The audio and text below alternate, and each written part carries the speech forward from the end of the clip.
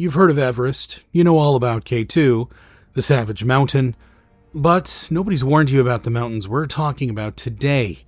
These aren't the mountains people brag about at dinner parties. Nobody puts them on a bucket list next to Everest. But mountain for mountain, body for body, they've been killing climbers for years, while the world keeps looking other places. By the end of this, you'll never look at these peaks the same way again. Welcome to the Extreme Edge, where we tell the story behind the story. Imagine standing on the frozen slopes of a snow-covered mountain. The relentless wind howls like a beast, tearing through the thin fabric of your shelter and stealing what little warmth you have left. The air is razor thin. Each breath feels like a fight, and the wind tears at your clothing with an icy grip. The sky above is an endless stretch of deep blue, while beneath you, a vast and powerful landscape of snow and rock drops away into the distance. Your heart races as you take a deep breath of the freezing, thin air, feeling the intense cold seep into your bones. Then you take another step, and the mountain challenges you once more. This is Mount Denali, the highest peak in North America. With a fatality rate of around 9 deaths per 100 successful summits, Denali holds a grim record. Not only is it the tallest mountain in the land of the free, it is also the deadliest, and as you press on, you begin to see why. You can't shake the feeling that this mountain is alive, watching, waiting for the slightest misstep. The summit seems impossibly far away, shrouded in clouds and mystery. But you push forward, driven by a desire to conquer this colossal peak, knowing full well that every step could be your last. Come with us through relentless blizzards, deadly avalanches, mysterious disappearances, expeditions gone wrong, and the worst disaster in the history of Denali. Disaster isn't limited to the rugged peaks of the world's highest mountains. Luckily, Aura, the sponsor of today's episode, is part of our search and rescue team. Have you ever Googled yourself? If you're like me, you have at least once in your life, and what you find is terrifying. Your name, email, phone number, and personal information is out there for absolutely anyone to buy for the right price. You've definitely gotten spam calls before. Talk about annoying. Where do you think your information came from? Online. It's great to live in an amazing world where you can find anything you want in just a few seconds, but it's also very unsettling. Data brokers sell your information to scammers, spammers, and anyone else who may want to target you. Your full name, email, home address, health records, your relatives, it's all out there. It's not just data brokers exposing our information, sometimes it's companies we are supposed to trust. Recently, AT&T revealed that over 73 million customer records, both existing and former customers, were released on the dark web. They recommend those affected use strong passwords, monitor account activity, and consider credit freezes or fraud alerts from credit bureaus. That's why I've been using Aura. Aura shows me which data brokers are selling my information and automatically submits opt-out requests for me. Cleaning up my information not only helps reduce the amount of spam I get, but it protects me from hackers who could use this information to help them access my social media accounts, bank accounts, or other sensitive information. Well, Aura does all this for me. And best of all, I don't have to download several different apps just because a company couldn't keep my data secure. If my info was compromised in the AT&T data breach, I wouldn't worry, because Aura is always on, always doing the hard work of keeping me safe. I'm not leaving myself and my family vulnerable to data breaches, and if you don't want to either, you can go to https://aura.com/extremeedge and try your first 2 weeks for free. Also linked below in the description. Let's say you are trapped high on a mountain in the middle of a blizzard at 19,600 feet. At such high altitudes, every breath is a battle. The world below you are obscured by swirling snow and cold gnaws at every inch of your body. But the mountain has no mercy, and the storm that surrounds you shows no sign of letting up. In these conditions, what do? This was the nightmare faced by Zulkifli bin Yusuf. Zulkifli was a 49-year-old climber from Malaysia, and he was no stranger to adventure. He had a passion for mountaineering that had driven him to tackle some of the world's highest peaks. Climbing Denali was a dream, a challenge that would test his limits and bring him to the pinnacle of North America. But as he began his ascent, he knew that Denali was unlike any mountain he had faced before.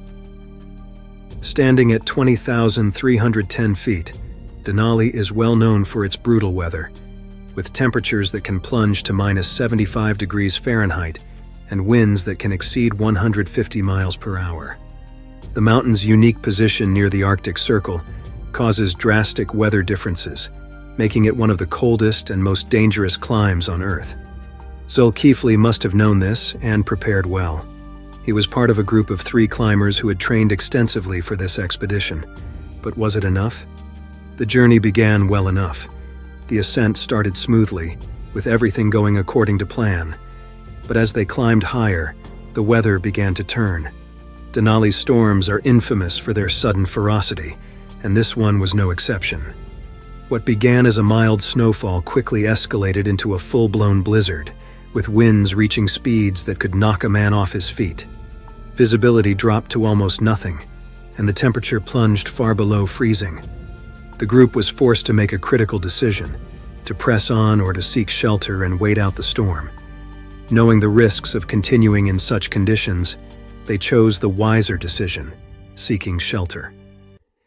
At an altitude of 19,600 feet, they dug a snow cave, hoping it would provide enough protection to ride out the storm. Snow caves are a common survival technique in mountaineering, offering protection from the freezing temperatures outside. But even in the best conditions, they are far from comfortable, and in a storm like this, they can quickly become death traps. As the storm raged on, the cave that was meant to be their sanctuary became a prison. The cold seeped into their bones, and the thin air made every movement a struggle. Food and supplies were limited, and with each passing day, the situation grew more desperate.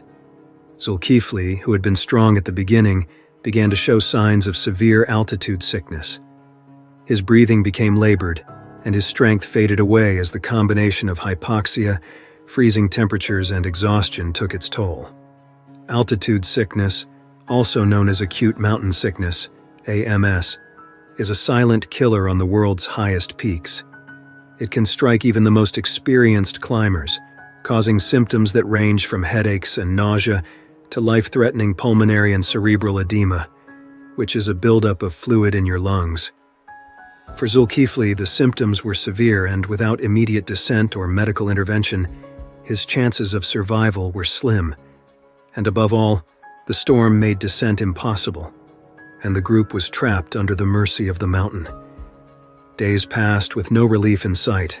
The storm showed no sign of abating, and the group's situation grew more terrifying by the hour. They knew that rescue was unlikely as long as the blizzard continued, and even if the weather cleared, help might come too late. Zulkifli's condition worsened. The cold, the altitude, and the isolation took a deadly toll. His body, that was already weakened by the harsh conditions, began to shut down. On the day the storm finally broke, a rescue team was dispatched to their location. But by the time they reached the snow cave, it was too late. Zulkifli bin Yusuf had submitted to the mountain's brutal forces, his life claimed by the very adventure he had so passionately pursued. His death was a stark reminder of the deadly power of Denali, a mountain that demands respect and takes the lives of even the most prepared climbers. Zulkifli's body was eventually recovered and brought down from the mountain, but the pain of his loss resonated deeply with those who knew him.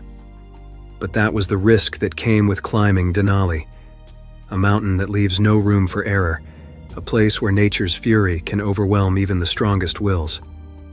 For Zulkifli bin Yusuf, Denali proved to be an undefeatable challenge, a final, fateful climb that ended in the cold embrace of the mountain.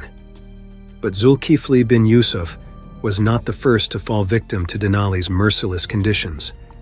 More than half a century earlier, another tragedy struck, one that would forever be etched in the mountain's grim history. As we go from bad to worse, let's go back in time to 1979. A team of South Korean climbers, driven by ambition and a desire to bring pride to their country, has chosen the most difficult challenge they could lay their eyes on, summiting Mount Denali, known at the time as Mount McKinley. The 20,310-foot peak was their goal. This mountain, with its powerful weather and dangerous terrain, has tested even the most experienced climbers. What begins as a quest for glory can continue as a victory or quickly turn into a desperate struggle for survival. The stakes were high, but the team was led by the determined Ko Sang-don, the first Korean to summit Mount Everest. That meant that the team was prepared to face whatever the mountain might throw at them. Full of hope and determination, the South Korean team arrived in Alaska in May 1979. Their plan was ambitious, or might I say, naive. They planned to summit Denali via the difficult and rarely attempted West Rib route, and to do so early in the season when the mountain's conditions were most unpredictable. This route is notorious for its steep inclines, dangerous ice, and the ever-present threat of avalanches. The team was well prepared, or so they believed, equipped with the latest gear and driven by a sense of national pride. The team consisted of experienced climbers, including Park Hoon-kyu, Chu Young, Ko Sang-don, Lee Il-kyo, Harry Marinakis. They were not leaving anything to chances. Here you can even see the team, bundled up in heavy-duty gear, their faces barely visible behind goggles and frost-covered masks. The ascent was grueling, with the team battling harsh winds, freezing temperatures, and the thin air of high altitudes. But they pressed on, their spirits pushed by the thought of reaching the summit. And I get it. I mean, imagine embarking on a journey of a lifetime, a mission not just to conquer the highest peak in North America, but to bring honor and recognition to your country. As the expedition progressed, the climbers encountered the challenges they had expected, such as unpredictable weather, grueling ascents, and the thin, oxygen-poor air that made every step a test of endurance. Yet the team pressed on, their spirits high as they inched closer to the summit. But as they neared the peak, the mountain began to show its true, merciless nature. On May 29, 1979, after weeks of relentless climbing, Ko Sang-don, Lee Il-kyo, and Park Hoon-kyu finally reached the peak of Denali. It was a moment of triumph, a testament to their skill and determination. They had done it, they had reached the highest point in North America, a feat few had accomplished. But the mountain was not finished with them yet. As they began their descent, the weather, which had been relatively cold and frigid, took a drastic turn for the worse. High winds and rapidly falling temperatures transformed the descent into a nightmare. The team was caught in a brutal storm, and the conditions became almost unbearable.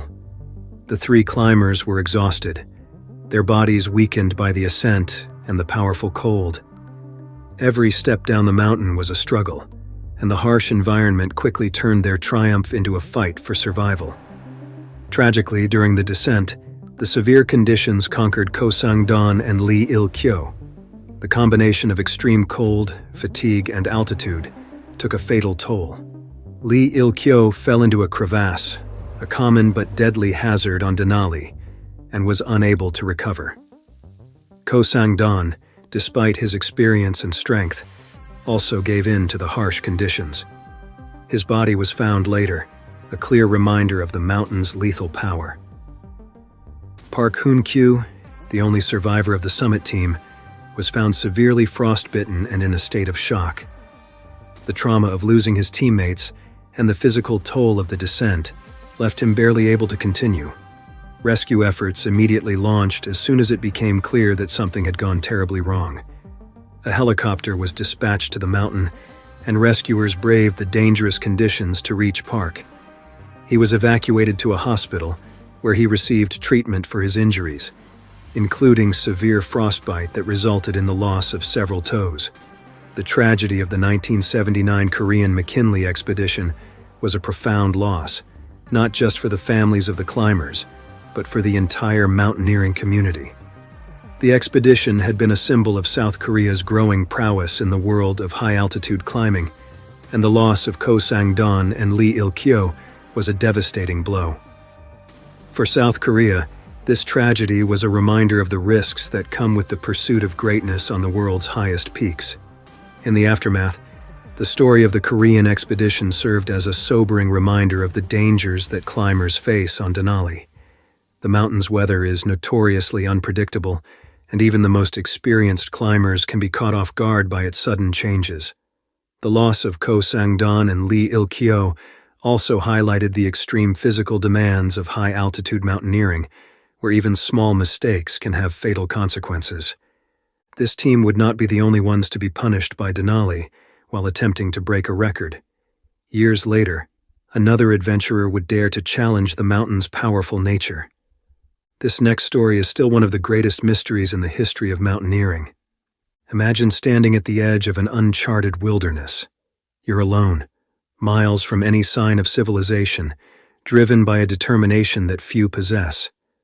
This was the life of Naomi Uemura, a man who spent his days pushing the boundaries of human endurance and exploring the most remote and dangerous places on Earth. Born in 1941 in Japan, Naomi Uemura was a legend, even amongst adventurers. His journey into the world of exploration began in college, where he joined the Alpine Club at Meiji University. Despite struggling on his first climb, Naomi's competitive spirit drove him to improve rapidly. He threw himself into training, spending months honing his skills in the mountains of Japan. His early experiences kindled a deep passion for mountaineering, one that would lead him to tackle some of the world's greatest challenges. By his mid-20s, Naomi had already achieved feats that would make any adventurer envious. He became the first person to climb Mont Blanc, Kilimanjaro, and Aconcagua solo. By 1970, he had stood on the top of Mount Everest as part of a Japanese expedition. However, it was his solo achievements that truly set him apart. In August 1970, Naomi made history by becoming the first person to complete a solo ascent of Denali, North America's tallest peak, known as Mount McKinley. His speed and determination on that climb, reaching the summit in just 8 days with a light pack, cemented his reputation as one of the world's greatest mountaineers. But Naomi's ambitions extended beyond mountaineering. He was captivated by the polar regions, where he undertook some of the most challenging expeditions ever recorded. In 1978, he became the first person to reach the North Pole solo, surviving 57 days in one of the harshest environments on Earth. His journey was fraught with danger, including a terrifying encounter with a polar bear and being stranded on a crumbling ice floe. Yet, Naomi persevered, driven by an unyielding desire to push his limits and achieve the impossible.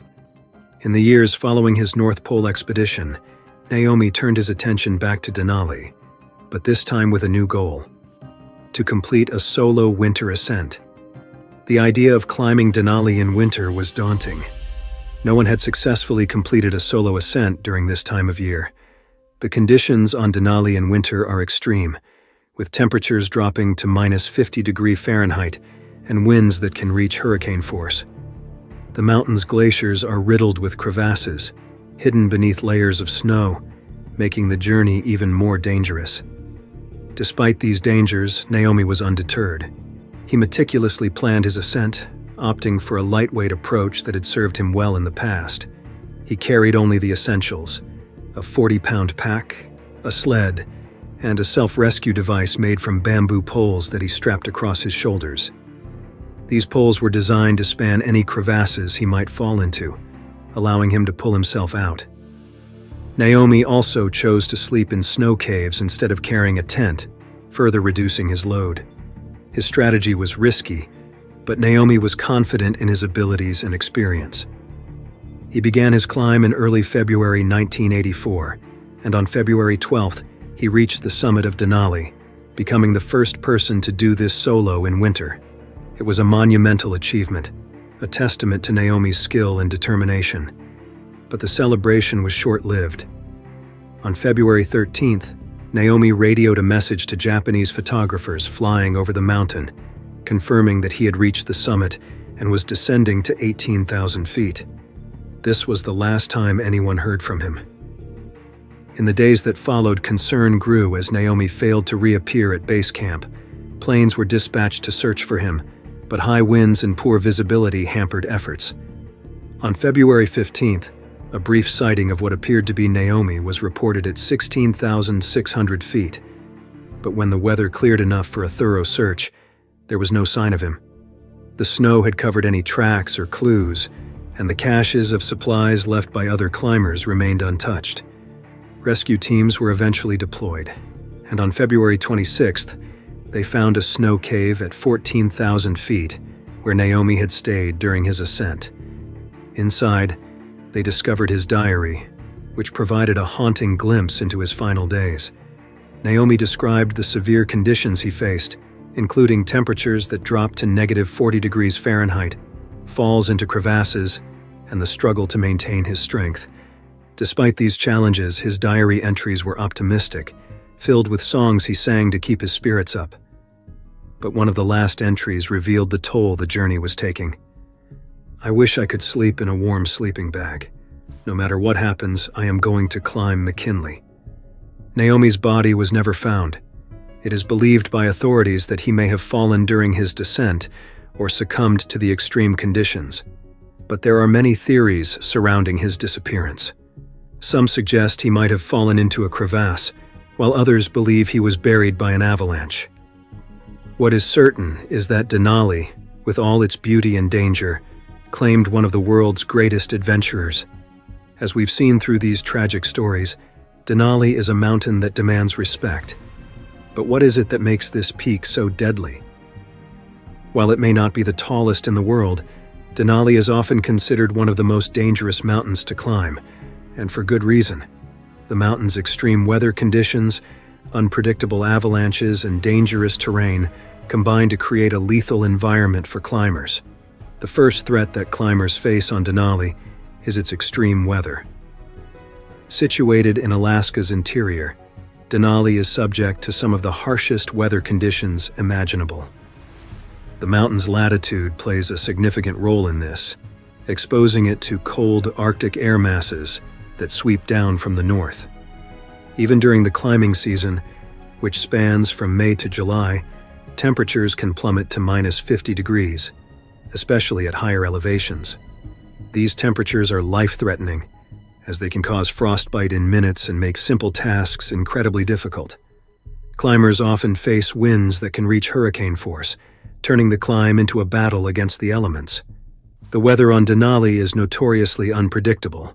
What starts as a clear day can quickly turn into a deadly storm, with visibility dropping to zero and snow accumulating rapidly. These storms can last for days, leaving climbers trapped in their tents, running low on supplies, and battling the cold. Although Denali is lower than the world's highest peaks, its altitude is deceptively challenging. The mountain's northern location means that the air is thinner than at equivalent altitudes in other parts of the world. Climbers often describe the experience as feeling like they are much higher than they actually are, which makes the ascent particularly exhausting. Acclimatization is essential, and climbers must spend days or even weeks at intermediate camps to allow their bodies to adjust to the lack of oxygen. Altitude sickness is a constant threat, with symptoms ranging from headaches and nausea to life-threatening conditions like high-altitude pulmonary edema, HAPE, or high-altitude cerebral edema, HACE. These conditions can strike without warning and can be fatal if not treated immediately. The hardest part is that treatment options are extremely limited on the mountain. Denali's terrain is another factor that makes it so dangerous. The mountain is heavily glaciated, with massive glaciers covering much of its surface. These glaciers are riddled with crevasses, deep cracks in the ice that can be hundreds of feet deep. These crevasses are often hidden beneath a thin layer of snow, making them nearly impossible to see until it's too late. Falling into a crevasse can be deadly, and even if a climber survives the fall, getting out can be a near impossible task. The routes up Denali involve steep, icy slopes, particularly the popular West Buttress route, which require climbers to use fixed lines for safety. However, even with these precautions, the climb is incredibly challenging, especially in poor weather conditions when the ice becomes slick and dangerous. What adds to the danger is Denali's isolation. The mountain is located deep in the Alaskan wilderness, far from any major cities or hospitals. This remoteness means that in the event of an emergency, Rescue efforts can take hours or even days to reach climbers. Helicopters are often used for rescues, but their ability to operate is highly dependent on the weather. If conditions are poor, which they often are, rescuers may be unable to reach stranded climbers in time. This isolation also means that climbers must be self-sufficient on whatever they carry with them from gear and supplies they might need for the duration of their expedition. The physical demands are immense. Climbers typically carry heavy packs weighing 60 to 70 pounds and pull sleds loaded with gear, all while navigating the challenging terrain. The combination of physical exertion, extreme cold, and high altitude takes a toll on even the most seasoned climbers. Denali's deadly combination of extreme weather, high altitude challenges, and dangerous terrain has claimed many lives over the years. But perhaps one of the most devastating reminders of the mountain's power came in 2012, when a group of Japanese climbers encountered its unpredictable dangers, which became an overwhelming and tragic force they could not escape. For its climbers, the beauty of Mount Denali is only matched by its deadly potential. And for the Japanese climbers of the Miyagi Workers Alpine Federation, this next expedition was meant to be a testament to their skill and endurance. Wait until you see how they discovered the dark side of summiting Mount Denali in the early hours of June 14, 2012. The expedition consisted of 5 climbers: Yoshiaki Kato, Masako Suda, Michiko Suzuki, Tamao Suzuki, and Hitoshi Ogi, all experienced mountaineers from the Miyagi Prefecture in Japan. Their goal was to summit Denali via the West Buttress, the most popular route but one not without its dangers. The group, seasoned in both mountaineering and teamwork, had planned meticulously for the climb, understanding well the risks that Denali posed. In the days leading up to the fateful avalanche, the team had been battling difficult conditions. Heavy snowfall and high winds had plagued their ascent, creating dangerous snowpack conditions. Despite the challenges, the climbers were determined, inching their way closer to the summit with each passing day. However, nature had other plans. On the morning of June 14th, around 2 a.m., the group was descending from their high camp, navigating through an area known as Motorcycle Hill. This section of the West Buttress route is notorious among climbers for its steep incline and the tendency for snow to accumulate, increasing the risk of avalanches. The snow was deep, and the team was moving carefully, all roped together for safety. But in the darkness and cold, disaster struck. Without warning, the snow beneath them gave way, triggered by the fragile conditions. An avalanche roared down the slope, engulfing the climbers in a matter of seconds. The force of the slide was so powerful that the rope connecting the climbers snapped, sending them tumbling down the mountain. 4 of the climbers, Kato, Suda, Michiko, and Tamao, were swept into a deep crevasse, their lives likely extinguished instantly as they were buried under tons of snow and ice. Incredibly, Hitoshi Ogi, the oldest member of the team, survived the initial slide. He too was pulled into the crevasse, but by a stroke of fortune or sheer will, he managed to climb out with only minor injuries. The scene around him was one of utter devastation. His teammates were nowhere to be seen, lost beneath the snow. Alone and in shock, Ogi realized that the chances of finding his friends alive were slim to none. Faced with the harsh reality of the situation, Ogi began a solitary descent down the mountain, a journey that would take him over 14 hours. Exhausted, injured, and burdened by the loss of his team, he pushed forward, driven by the need to report the tragedy and survive. Finally, on the evening of June 15th, he arrived at the Kahiltna base camp at 7,200 feet, where he reported the avalanche to the National Park Service. The news of the avalanche sent shockwaves through the mountaineering community. Denali was no stranger to tragedy, but the loss of 4 experienced climbers in one single event was unprecedented. The National Park Service immediately launched a search and rescue operation. Rangers conducted aerial searches of the avalanche site using helicopters, but the conditions were challenging, with no signs of the missing climbers or their gear visible from above. Over the next 2 days, search efforts intensified.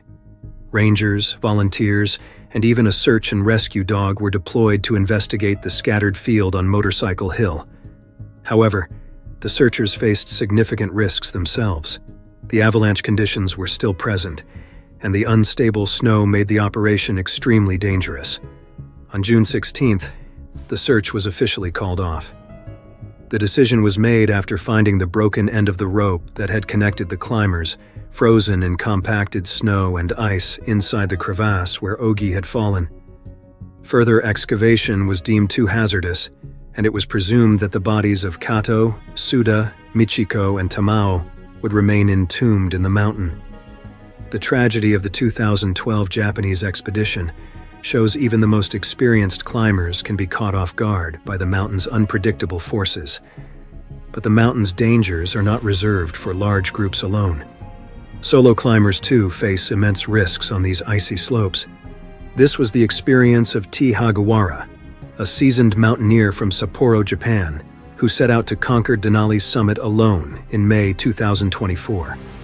His journey, meant to be a strong display of determination and the triumph of the human spirit, would end in tragedy. Hagiwara, in his mid-40s, was no stranger to the challenges of high-altitude climbing. Known for his meticulous preparation and passion for solo ascents, he had previously conquered several significant peaks. His attempt to summit Denali, North America's highest peak, was another ambitious challenge. Denali's West Buttress route, though the most popular path to the summit, is far from easy. It involves steep ascents, dangerous icy traverses, and unpredictable weather conditions, all of which can turn deadly in an instant. Hagiwara began his climb in early May, keeping in touch with his family through a satellite communication device. This device allowed him to send regular updates, a crucial lifeline given the isolation of his journey. As he ascended, Hagiwara reached the 17,200-foot high camp, which is a critical stopping point before the final push to Denali's 20,310-foot summit. From here, climbers must navigate the infamous Denali Pass, which is a narrow and perilous traverse that has claimed many lives over the years. On May 15, 2024, Hagiwara was seen by another climbing team as he attempted to traverse from the 17,200-foot high camp toward Denali Pass at 18,200 feet. This section of the mountain is notorious for its icy conditions and exposed terrain, where a single misstep can lead to a catastrophic fall. Unfortunately, this was Hagiwara's fate. On May 16th, Hagiwara's satellite device ceased moving, indicating that something had gone terribly wrong. Concerned family members, having not received any updates, contacted Denali National Park rangers on May 19th. Park rangers launched a search operation, using both ground patrols and aerial reconnaissance to locate Hagiwara. His tent was found empty at the high camp, and after further investigation, rangers pinpointed his location using data from his satellite device. They discovered that Hagiwara had fallen from the steep, icy traverse between High Camp and Denali Pass. On May 20th, rangers spotted his body at approximately 17,200 feet, just beneath the traverse. The area where Hagiwara fell is one of the most dangerous parts of Denali, described by a park spokesperson as extremely icy and difficult to gain purchase, making it particularly dangerous for solo climbers. This tragic incident marked Hagiwara as the 14th climber to die in a fall along this section of the West Buttress route since 1980. Hagiwara's death shows the extreme risks of solo climbing on Denali. While the allure of solitude and the personal challenge of climbing alone draw many mountaineers to attempt such feats, the reality is that Denali's conditions can turn lethal in an instant, especially when there is no one to assist in an emergency. The National Park Service even strongly advises against solo climbs on Denali, urging climbers to travel in groups where they can support each other in case of accidents or sudden weather changes. Denali has claimed the lives of many climbers, but there is one disaster that stands out above the rest. It's a story of ambition turned to tragedy, where the mountain's wrath was unleashed in a way that few could have imagined, leading to one of the most catastrophic events in North American mountaineering history. The last story in our episode takes place in July of 1967, on the icy slopes of Denali, where trouble is looming. The cold, normally intense, has become even more biting, and the wind roars like a freight train. The summit is within reach, but the mountain, with all its grandeur, has decided to fight back. This was the terrifying reality for the 12 climbers of the Wilcox expedition in July 1967, a climb that would go down in history as one of the deadliest disasters ever to strike Denali. Led by Joe Wilcox, a 24-year-old graduate student, the expedition consisted of 12 climbers. The group was a blend of two teams, one from the East Coast and one from Alaska. The merger of the teams wasn't ideal, with members coming from different backgrounds and varying levels of experience, but they united under a common goal: to climb Denali via the West Buttress, the same route many climbers have successfully taken. The summer of 1967 seemed like the perfect time to make their attempt, but the expedition would soon find itself at the mercy of Denali's most lethal weapon: its weather. From the start, the team faced challenges. Denali's notoriously unpredictable conditions made every step dangerous. But by July 15, 1967, 4 climbers from the group had already made it to the summit, enjoying rare clear skies and relatively calm conditions. For them, the journey was a success. They stood atop North America, victorious, their spirits soaring as they looked out over the vast expanse of ice and snow. But the celebration was short-lived. For the 7 climbers still below, the mountain had a different fate in store. As the remaining team members prepared for their own final push toward the summit, the weather began to worsen. An unexpected storm rolled in, and by July 18th, they were caught in what would later be described as the worst storm ever to hit Denali. Winds tore across the mountain at terrifying speeds, with some estimates suggesting gusts that reached up to 300 miles per hour, while blinding snow reduced visibility to nearly zero. For days, the climbers were trapped in their camps at around 19,000 feet, unable to move, unable to descend to safety. They had no means of contacting anyone for help. Their bodies were assaulted by the freezing temperatures, and their tents and gear were no match for the storm's ferocity. Even though they were experienced climbers, nothing could have prepared them for this. Desperate, the group attempted to dig into the snow to protect themselves from the biting wind. But the storm, relentless in its fury, showed no signs of easing. Rescue attempts were impossible due to the extreme weather, and for those waiting at lower altitudes, the fate of the 7 climbers remained a chilling mystery. The storm raged on for days, isolating the climbers from the outside world.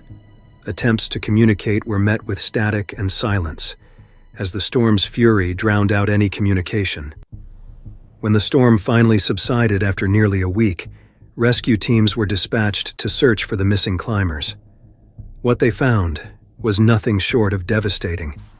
The bodies of the climbers were discovered scattered across the slopes, frozen in various states of distress. Some were still wrapped in their shredded tents, while others appeared to have attempted to dig makeshift shelters in the snow before succumbing to the brutal cold. Others were huddled together, bracing against the wind, or still clutching their ice axes, as if trying to claw their way to safety. They had all frozen to death, and their bodies were preserved in the ice as a haunting testament to the storm's power. The 7 climbers who perished in the storm were Jerry Clark, Steve Taylor, Dennis Lushterhand, Mark McLaughlin, Anshel Schiff, Hank Janes, and John Russell. Their deaths were the worst climbing disaster in Denali's history. News of the tragedy sent shockwaves through the mountaineering community. Joe Wilcox, the leader of the expedition, survived the ordeal and faced intense scrutiny and criticism in the aftermath. Some blamed him for the disaster, questioning his leadership and the decisions made by the team. But Wilcox and other survivors pointed out that the storm was unexpected and that no amount of planning could have mitigated. Many mountaineering experts later agreed that the storm's intensity was beyond anything that could have been anticipated or survived. Even experienced climbers, equipped with better gear and technology, would have struggled to endure such conditions. For the 7 climbers, It was just a case of being in the wrong place at the wrong time. The 1967 Wilcox expedition remains one of the darkest chapters in the history of Denali. But the stories we've shared all highlight the thin line between triumph and tragedy, courage and catastrophe on this deadly mountain. With each step taken on Denali's dangerous slopes, climbers must confront the dangers of this mountain. So, knowing the risks, what do you think drives people to keep returning to Denali's powerful terrain? Imagine you're climbing the world's deadliest mountain. No, we're not talking about Mount Everest. The mountain on today's episode has statistically claimed more lives than any other mountain in the world. Here you are, thousands of feet above sea level. The wind is biting, cutting through your layers as if they were nothing. Your breath comes in short gasps, each one a reminder of how thin the air has become. But you still have a long way to go to reach the top, with jagged ridges and swirling snow blocking your view. The ground is shaky and slippery, mixing rock and ice. You take each step carefully, knowing one slip could send you to a terrifying end. This is Annapurna, the deadliest mountain on Earth. To even attempt to climb this mountain, you must have spent thousands of dollars on gear and clothing, not to mention experienced guides who actually know how to get you to the top alive and back down again. But as you pause to catch your breath, the cost of the journey is the last thing on your mind as you look around. The world is a desolate white, a barren landscape where nothing lives. The peaks surrounding you are sharp and unforgiving, like teeth waiting to devour anything that comes too close. This is the death zone, where the margin for error is razor thin. While Everest may be the tallest, Annapurna holds a grimmer record. It has the highest death rate per climb attempt, making it an even more formidable challenge. Over 300 climbers have attempted its peak, but tragically, nearly 1 in 4 have not returned. Today, we'll explore the 6 most catastrophic incidents that have occurred on these perilous slopes. From record-breaking ascents gone wrong, to entire teams lost to the mountain's unforgiving conditions, each story is as terrifying as they are tragic. It's 1950 in post-war France. After the particularly brutal horrors of the Second World War, the country was eager to restore its national pride through a significant achievement. So they set their sights on a monumental challenge: to conquer Annapurna 1, the 26,000-foot behemoth that lay in the Himalayas and had been, at the time, never climbed before.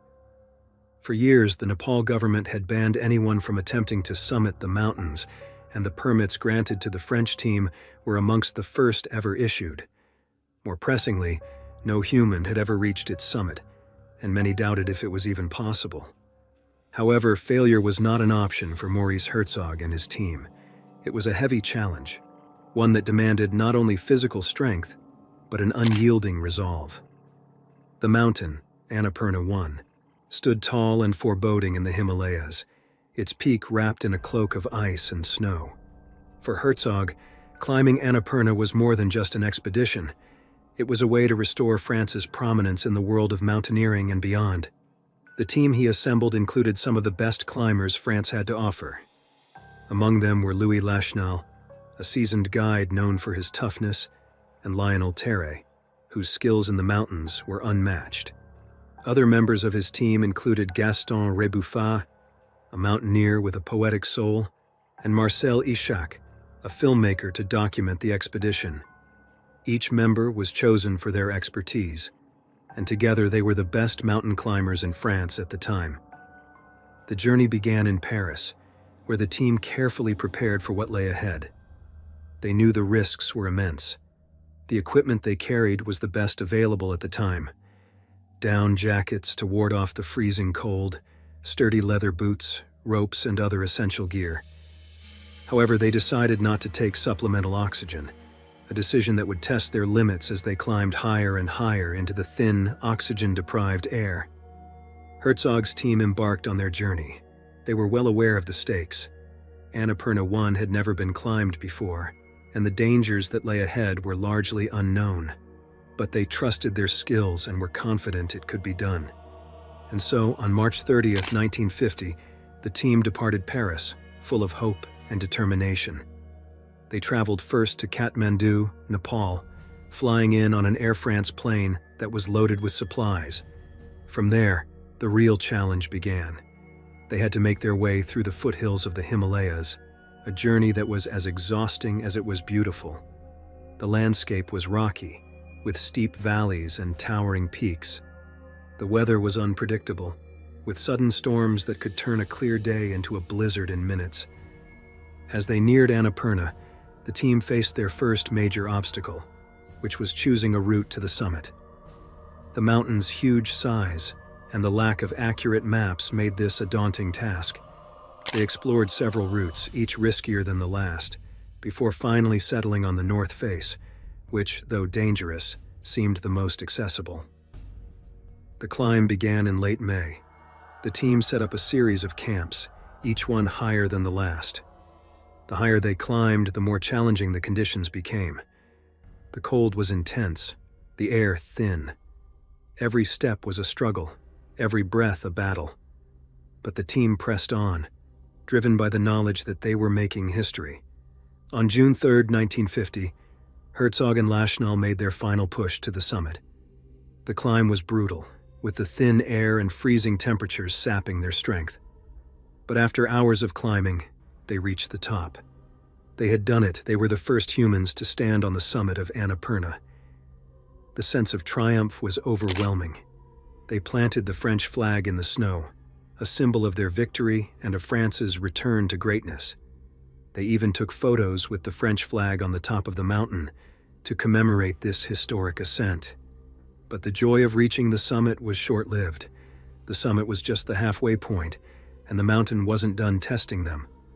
On the way down, things turned for the worse.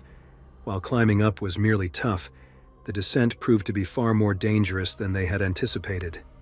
During the climb, Herzog had misplaced one of his gloves, then simply a minor concern, but one that now led to serious problems. Exposed to the cold, both he and Lachenal began to suffer from severe frostbite. Their hands and feet were numb, turning black as the cold bit into their flesh. As the team made their way back down to the lower camps, the weather turned against them. A snowstorm struck, blinding them and making it nearly impossible to find their way. The conditions were so severe that at times, the team had to rely only on willpower to keep moving. Lachenal, whose feet were also frostbitten, had to be carried by the other team members at certain points during the descent. The group faced avalanches, crevasses, and white-out conditions that made navigation nearly impossible. By the time they reached the lower camps, it became clear that the frostbite was worse than they had initially thought. Herzog's fingers and Lachenal's toes were beyond saving.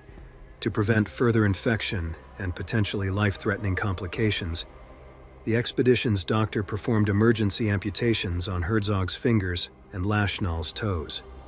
Gaston Rebuffat and Lionel Terray also suffered frostbite, although less severe, but the ordeal left a permanent mark on all the climbers. The journey back to civilization was slow and painful. Their teammates and Sherpas carried Herzog and Lachenal down the mountain as they endured further surgeries and the agony of recovery. The team eventually returned to France as heroes, their names forever etched in the annals of mountaineering history. But despite the awards and worldwide fame, the experience left a lasting mark on all of them, both physically and mentally. The story of Maurice Herzog and his team's triumph on Annapurna is a testament to the human spirit's ability to endure unimaginable hardships.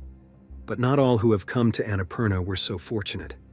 Herzog and his team would be the only ones on our tragic list to make it out alive. Let's go from bad to worse. In 1982, the British climber Alex McIntyre set out to conquer Annapurna's south face, a route known for its unsafe conditions and immense challenges. Like the Herzog team, he sought to make history.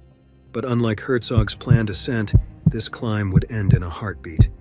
An important reminder that on Annapurna, the mountain often has the final say.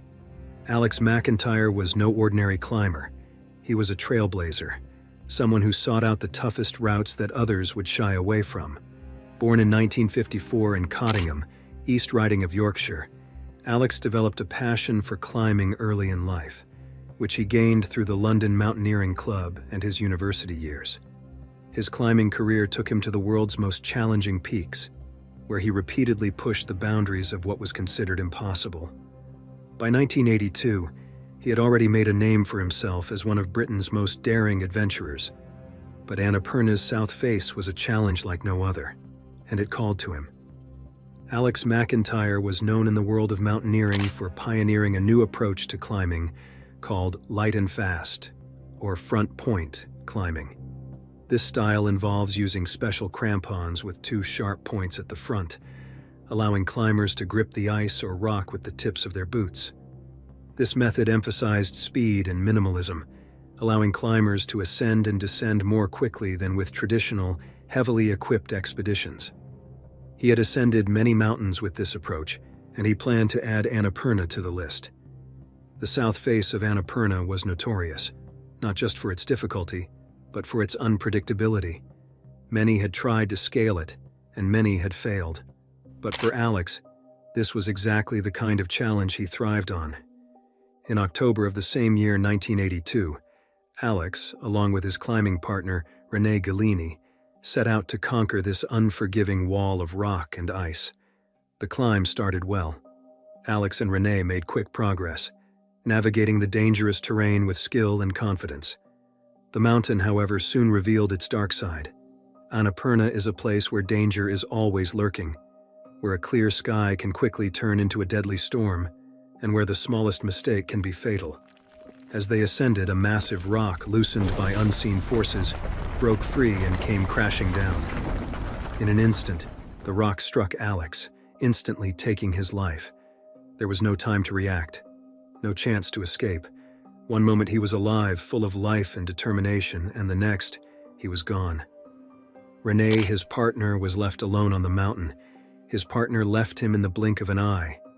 The descent was a lonely and heartbreaking journey, as he made his way down, grieving the loss of his friend. News of Alex stunned the entire mountaineering community. While the climbing world was no stranger to loss, the loss of someone as talented and innovative as Alex McIntyre hit particularly hard. He was only 28 years old with so much left to achieve, but the problem with an unforgiving mountain like Annapurna is that it doesn't discriminate between the skilled and the inexperienced, the cautious and the daring. Even the most skilled and innovative climbers can find themselves at the mercy of forces beyond their control.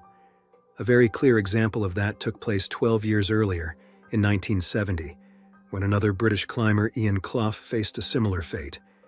Unlike McIntyre, Ian had successfully summited the mountain. Ian Clough was a well-respected British climber, known not only for his skill, but also for his calm and steady demeanor in the face of danger. Born in 1937 in Baildon, Yorkshire, Ian had already left an unforgettable mark on the world of climbing. By 1970, Clough was already considered one of the most skilled climbers of his generation, having participated in significant ascents, such as the first British ascent of the north face of the Eiger in Switzerland, with Chris Bonington and the first ascent of the central pillar of Rainier on Mont Blanc. With such an impressive resume, Ian was one of the men selected for one of Britain's highest mountaineering honors, conquering Annapurna. In 1970, the British finally decided to summit the 26,000-foot mountain. But unlike Herzog and Lachenal, who used the north face route, Ian's team decided to use the south face, a route that had never successfully climbed before at that time. Led by the legendary Chris Bonington, the team included some of Britain's finest climbers, Don Willans, Dougal Haston, and Ian Clough. This climb was a test of skill, endurance, and pure determination. The south face of Annapurna was notorious for its difficulty, as it was a vertical wall of rock and ice that had turned back even the most experienced climbers. But for Bonington and his team, this was exactly the kind of challenge they were prepared for. The climb was tough, pushing each other to their limits as they faced the biting cold, high altitude, and unpredictable weather that the Himalayas are known for. On May 27, 1970, after weeks of relentless effort, the team reached the summit. It was a momentous achievement, the first time anyone had successfully climbed the south face of Annapurna. It was a moment of massive pride for the team, a victory that would go down in the history of British mountaineering. But as they all knew, reaching the summit was only half the battle. The descent, as always, held its own dangers.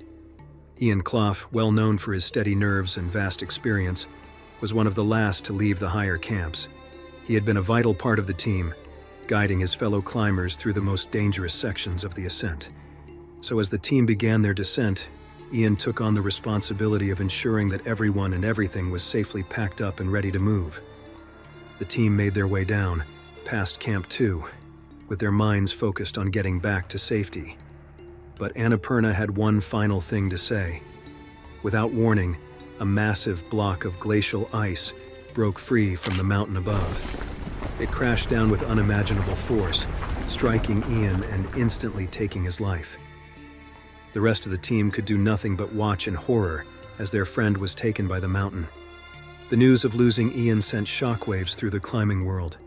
The journey, which had been such a triumph, was now marked by tragedy. For the remaining team members, the journey down the mountain was filled with grief. The victory at the summit now felt hollow, overshadowed by the loss of a climber who had been not just a teammate, but a friend. Clough's body was buried on the mountain, a resting place for a climber who had dedicated his life to the pursuit of the world's most challenging heights.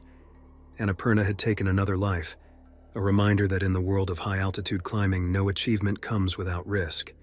If you're like me, you might start to wonder, what makes Annapurna, more than any other, so particularly dangerous to climb?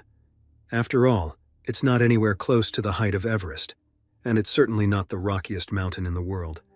So why is Annapurna considered one of the deadliest peaks on Earth? Well, the answer lies in a deadly combination of factors.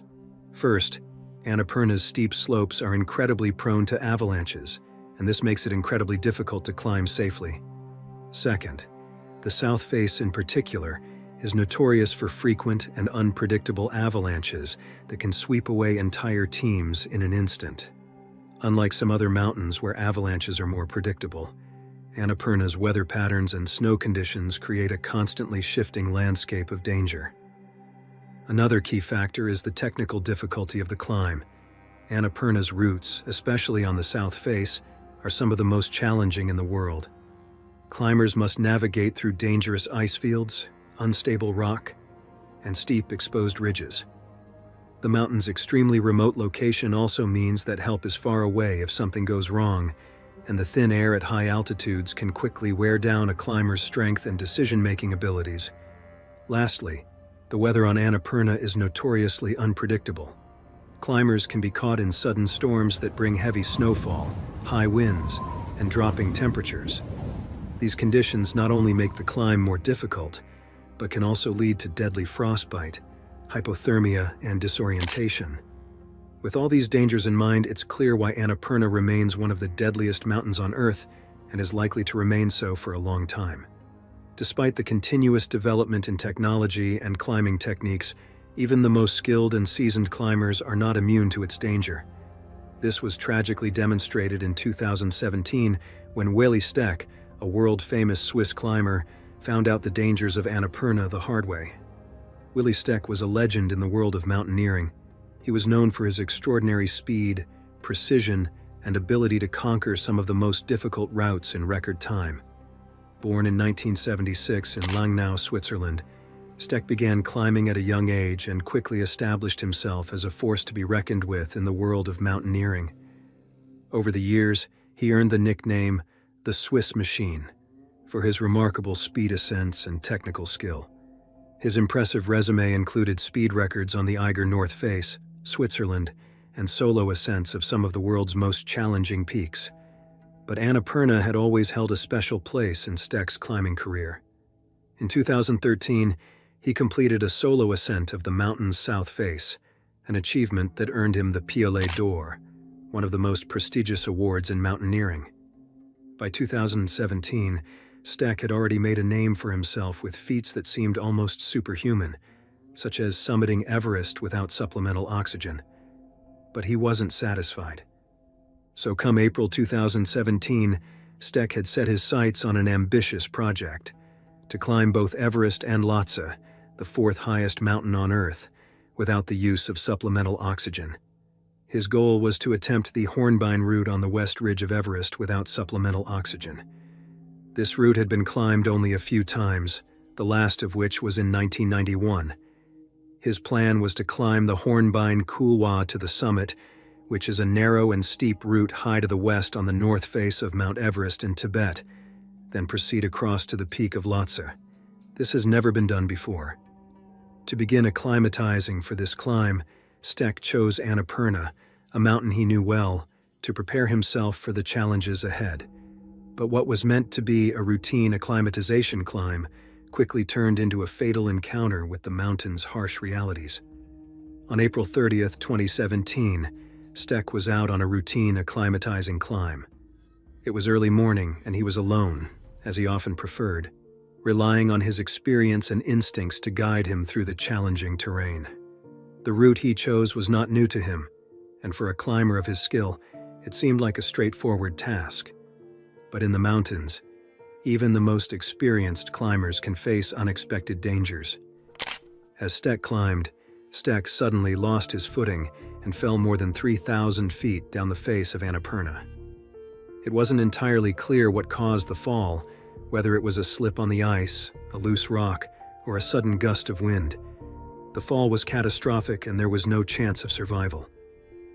When rescuers discovered Stek's body, the climbing world was stunned. Willy Stek, a man who had seemed almost invincible on the mountains, was gone. He was 40 years old, in the prime of his career. The news of losing him spread quickly, leaving a profound sense of loss among those who knew him and those who had followed his incredible career from afar. In the days following Stek's death, tributes poured in from the mountaineering community. Fellow climbers spoke of Stek's incredible talent, his unwavering passion for the mountains, and the legacy he left behind. But there was also a sense of deep sadness and loss as the world mourned the passing of one of its greatest climbers. Willy Stek's tragic fall is a reminder of how unpredictable and unforgiving Annapurna can be, even for the most experienced climbers. But the dangers of this mountain aren't limited to individual climbers. Sometimes Annapurna unleashes its fury on teams seeking to make history. In 1978, the American mountaineers were gaining recognition for their bold ascents on some of the world's most challenging peaks. But, as you might have guessed, Annapurna, with its notorious reputation, proved to be an invincible challenge for a team that had set out with high hopes and unmatched determination. The American expedition in 1978 was led by Arlene Blum, a pioneering female mountaineer who had already made a name for herself in a male-dominated sport. The goal of the expedition was to make the first all-women ascent of Annapurna, a feat that had never been attempted before. The team, composed of some of the best female climbers from the United States, was determined to make history, not just for themselves, but for women in mountaineering worldwide. The team consisted of 10 women, including experienced climbers such as Vera Komarkova, Irene Miller, and Alison Chadwick-Oniskiewicz. Their goal was not just to reach the summit, but to prove that women could tackle the same challenges as men in the world of mountaineering. The climb began in late summer, and from the outset the challenges of Annapurna became apparent. The weather was unpredictable, with sudden storms and heavy snowfall making progress slow and dangerous. Despite these obstacles, the team pushed forward, setting up camps at increasingly higher altitudes as they made their way up the mountain. On October 15, 1978, Vera Komarkova and Irene Miller successfully reached the summit of Annapurna 1, becoming the first American women to do so. This was a momentous achievement and a cause for celebration, as it marked a major victory in their journey and the broader struggle for gender equality in mountaineering. Spirits were high, and it seemed as though all would go their way. But the mountain had other plans. Just 2 days later, as the team was setting up Camp 4, a snowslide swept down the mountain, burying 2 of the climbers, Alison Chadwick-Oniskiewicz and Vera Watson. The rest of the team, shaken and traumatized, immediately launched a frantic search and rescue operation. Hours turned into days, but there was no sign of the missing climbers. Eventually, the heartbreaking reality set in. Vera and Alison were gone, lost to the mountain they had hoped to climb. The surviving members of the expedition, devastated by the loss of their teammates, were forced to abandon the climb and make the difficult descent back to base camp. The 1978 American tragedy on Annapurna was a strict reminder of the dangers that even the most skilled and experienced climbers face on this deadly mountain. It was a moment of profound loss for the American mountaineering community and a tragic illustration of the unpredictable and unforgiving nature of Annapurna. The mountain, as always, had the final say, leaving behind a legacy of both triumph and tragedy that continues to resonate in the climbing world to this day. But the dangers of this mountain aren't limited to just one climber. Sometimes, Annapurna unleashes its fury on entire groups, as it did in October 2014. October 2014 will be remembered as one of the darkest months in the history of Annapurna. The Annapurna circuit is known for being one of the most breathtaking and varied trekking routes in the world. Stretching for about 128 miles, it takes trekkers through lush subtropical forests, wild high-altitude landscapes, and traditional villages, with views of some of the highest peaks on Earth. As autumn settled over Nepal, the trail was filled with trekkers from around the globe, eager to experience the beauty and challenge of this famous route.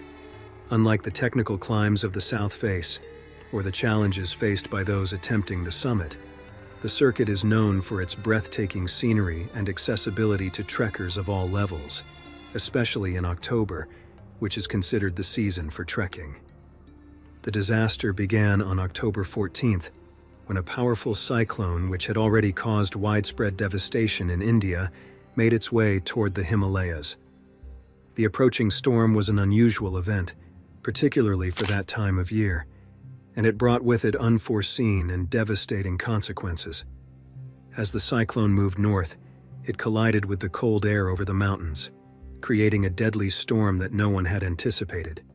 The result was a massive blizzard, the likes of which had not been seen in decades. For trekkers, what started as a mild trek quickly turned into a life-and-death struggle as the blizzard unleashed heavy snow, freezing temperatures, and gale-force winds. Visibility dropped to near zero, and the trail, which had been a clear path just hours before, disappeared under several feet of snow. The storm hit hardest at the Thorong La Pass, the highest point of the Annapurna circuit, standing at 17,769 feet above sea level. Trekkers who were attempting to cross the pass found themselves in a whiteout, battling against the elements with no shelter in sight. The conditions were so extreme that even the most experienced trekkers and guides were caught off guard. Many weren't properly prepared for such a sudden and severe shift in the weather, lacking the necessary equipment to survive in such conditions. The chaos that happened was unimaginable. Some trekkers managed to find makeshift shelters or were rescued by local guides, but for many, there was no escape.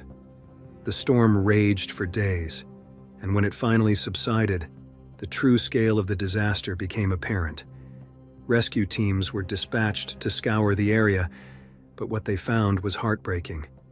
Bodies buried under the snow, frozen in their final moments of desperation. The death toll included trekkers from Israel, India, Canada, and Nepal, among others, making it a truly international tragedy. The aftermath of the blizzard was a scene of devastation.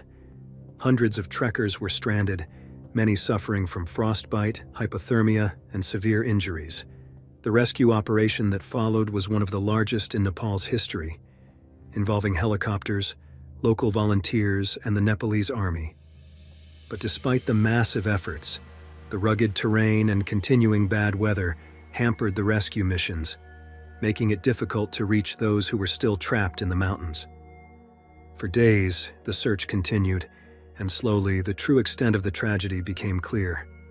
The blizzard claimed the lives of at least 43 people, including trekkers from all over the world, local Nepali guides, and even residents of nearby villages.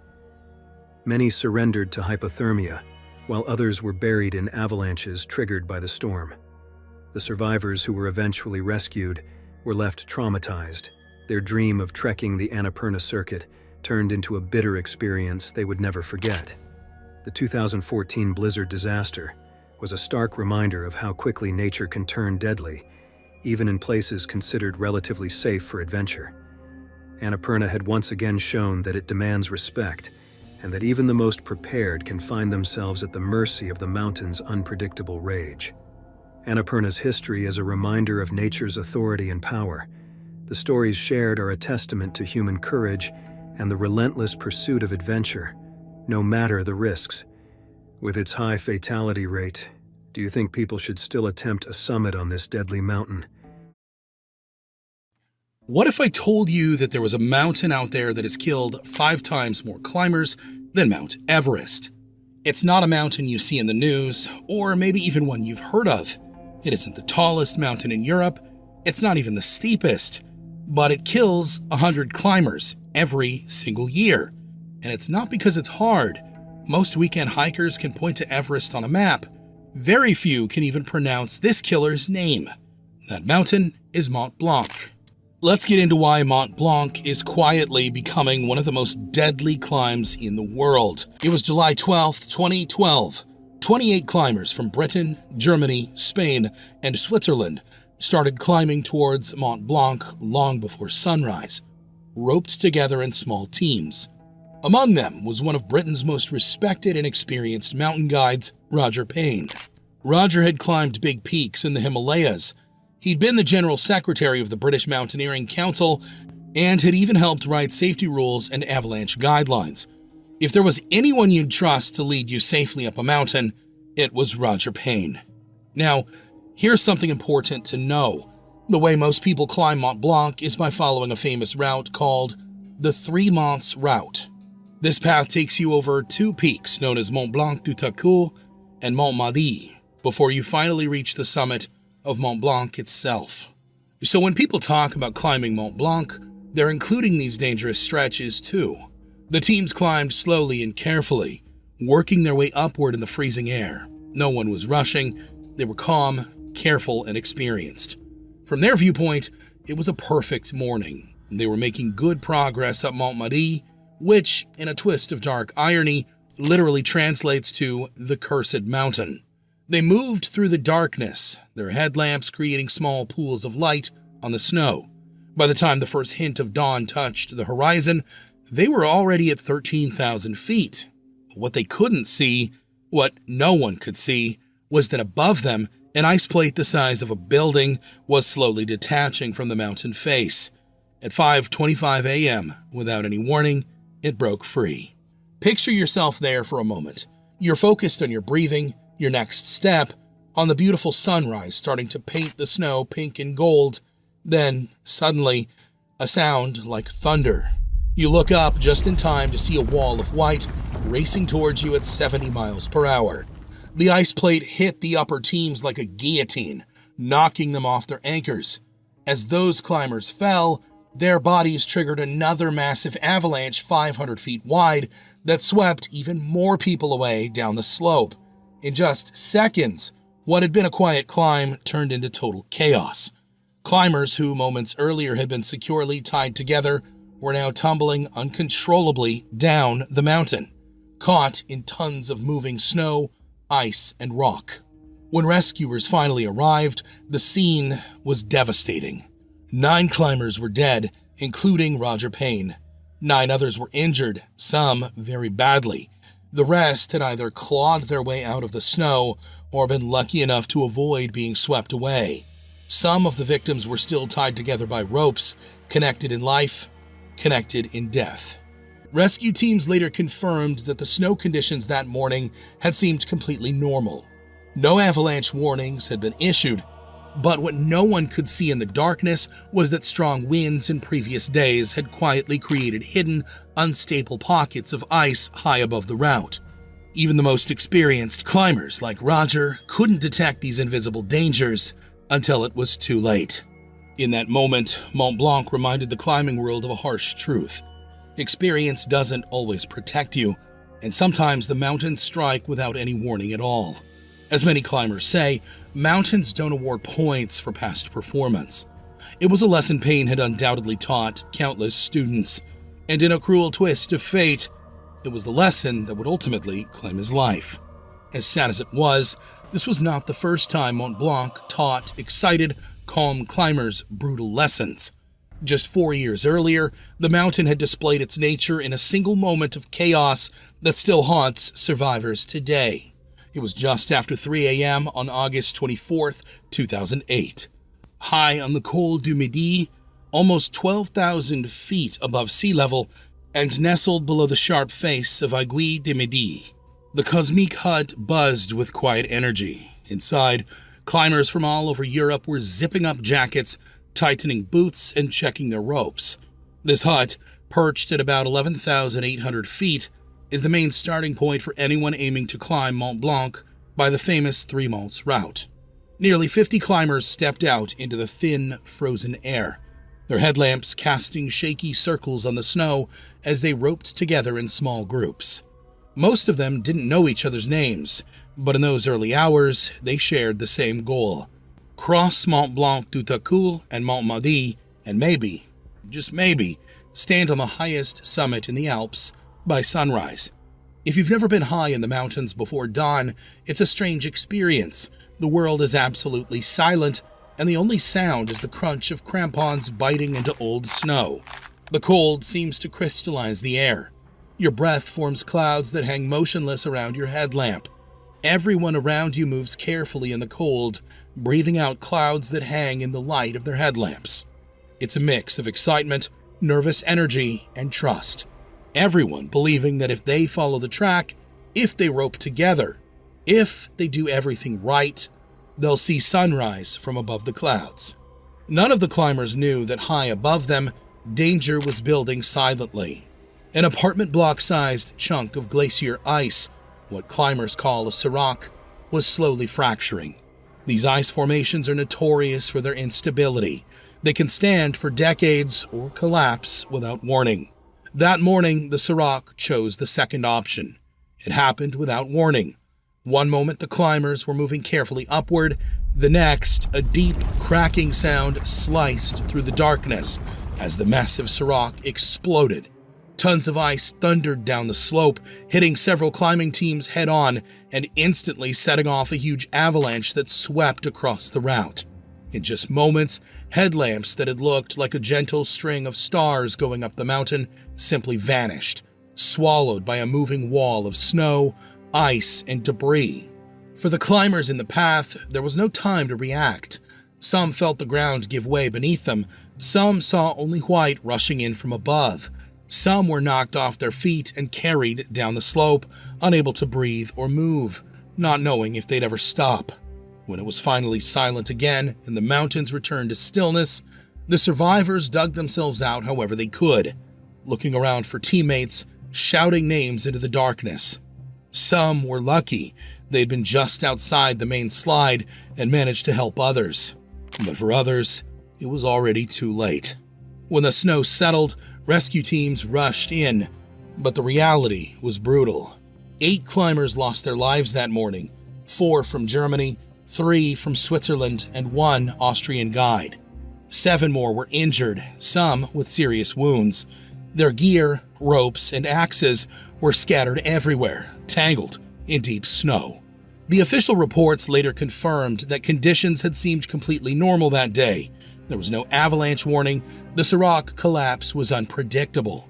Just another reminder that, on Mont Blanc, even with all the right skills and experience, some dangers can't be seen or avoided.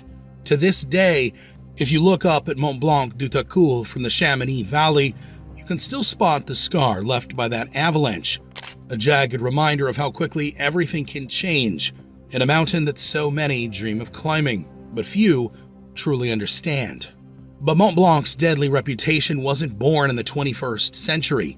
Long before modern equipment, satellite forecasts, and instant communication, the mountain was already writing its bloody history. On July 7, 1964, 7 French alpinists set out to climb the Aiguille Verte, a 13,524-foot peak in the Mont Blanc range. Among them was Charles Boson, a national hero who had won the gold medal in slalom at the 1962 World Championships in his hometown of Chamonix. He had also won a bronze medal in slalom at the 1960 Winter Olympics and silver medals in the combined event at both the 1956 and 1960 World Championships. At 31 years old, Boesen was at the peak of his physical strength and fame and had decided to transition from his competitive skiing career to mountaineering. The climbing group he was in also included several of the region's top mountain guides, each with years of experience on these slopes. That morning, the weather seemed nearly perfect for a climb. Clear skies stretched over the Alps, and the snow glistened in the sunlight as the team worked their way up the mountain's steep northwest face. They climbed steadily, roped together for safety, making careful progress. By late morning, the group was near the top, just a short distance from reaching their goal. Imagine the scene that morning.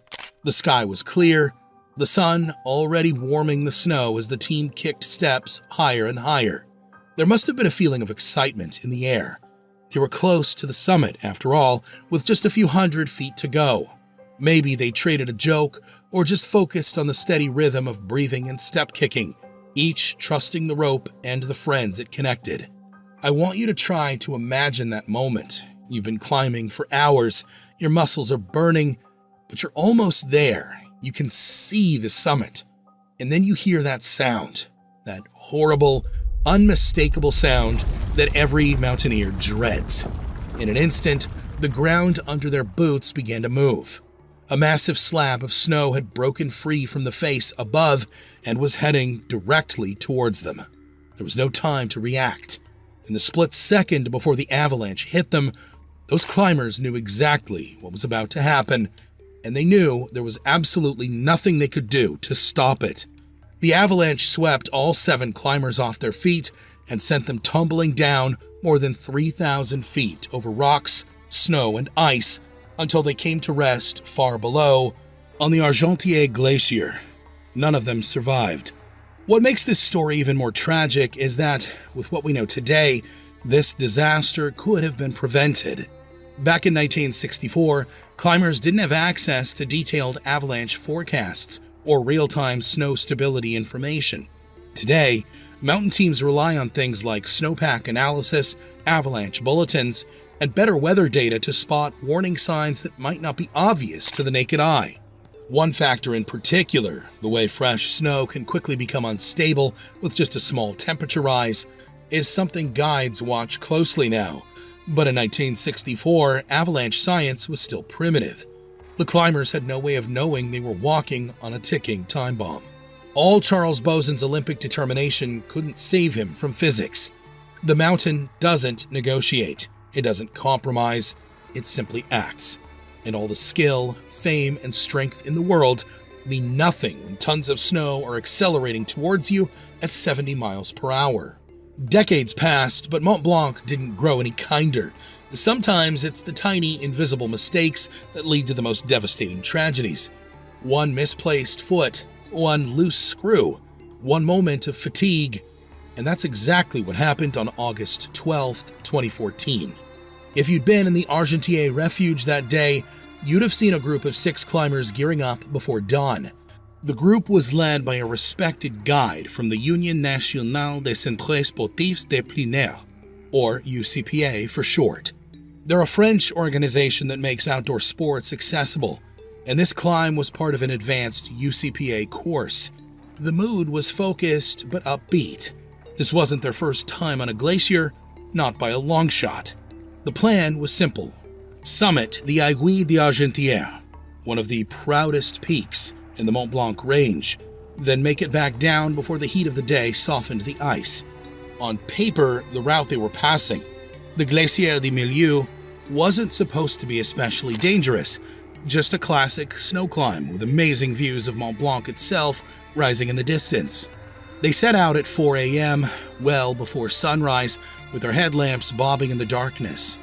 The glacier felt endless, silent, but for the scrape of crampons and the whisper of ropes sliding through gloved hands. By the time the sun started to warm the upper slopes, the team had already covered thousands of feet of snowy terrain, working their way up toward the summit ridge. They were all roped together, moving at the same time. This style of mountaineering is what climbers call simul-climbing. It's faster than anchoring at every pitch, but it means everyone is putting total trust in everyone else. If one person falls, the whole team is at risk. But on a morning like this, with the mountain glowing pink and gold, it felt like routine, almost safe. And remember, these were not amateurs, they were professionals. According to all accounts, everything was by the book so far. Everything was as it should be. And then they just vanished.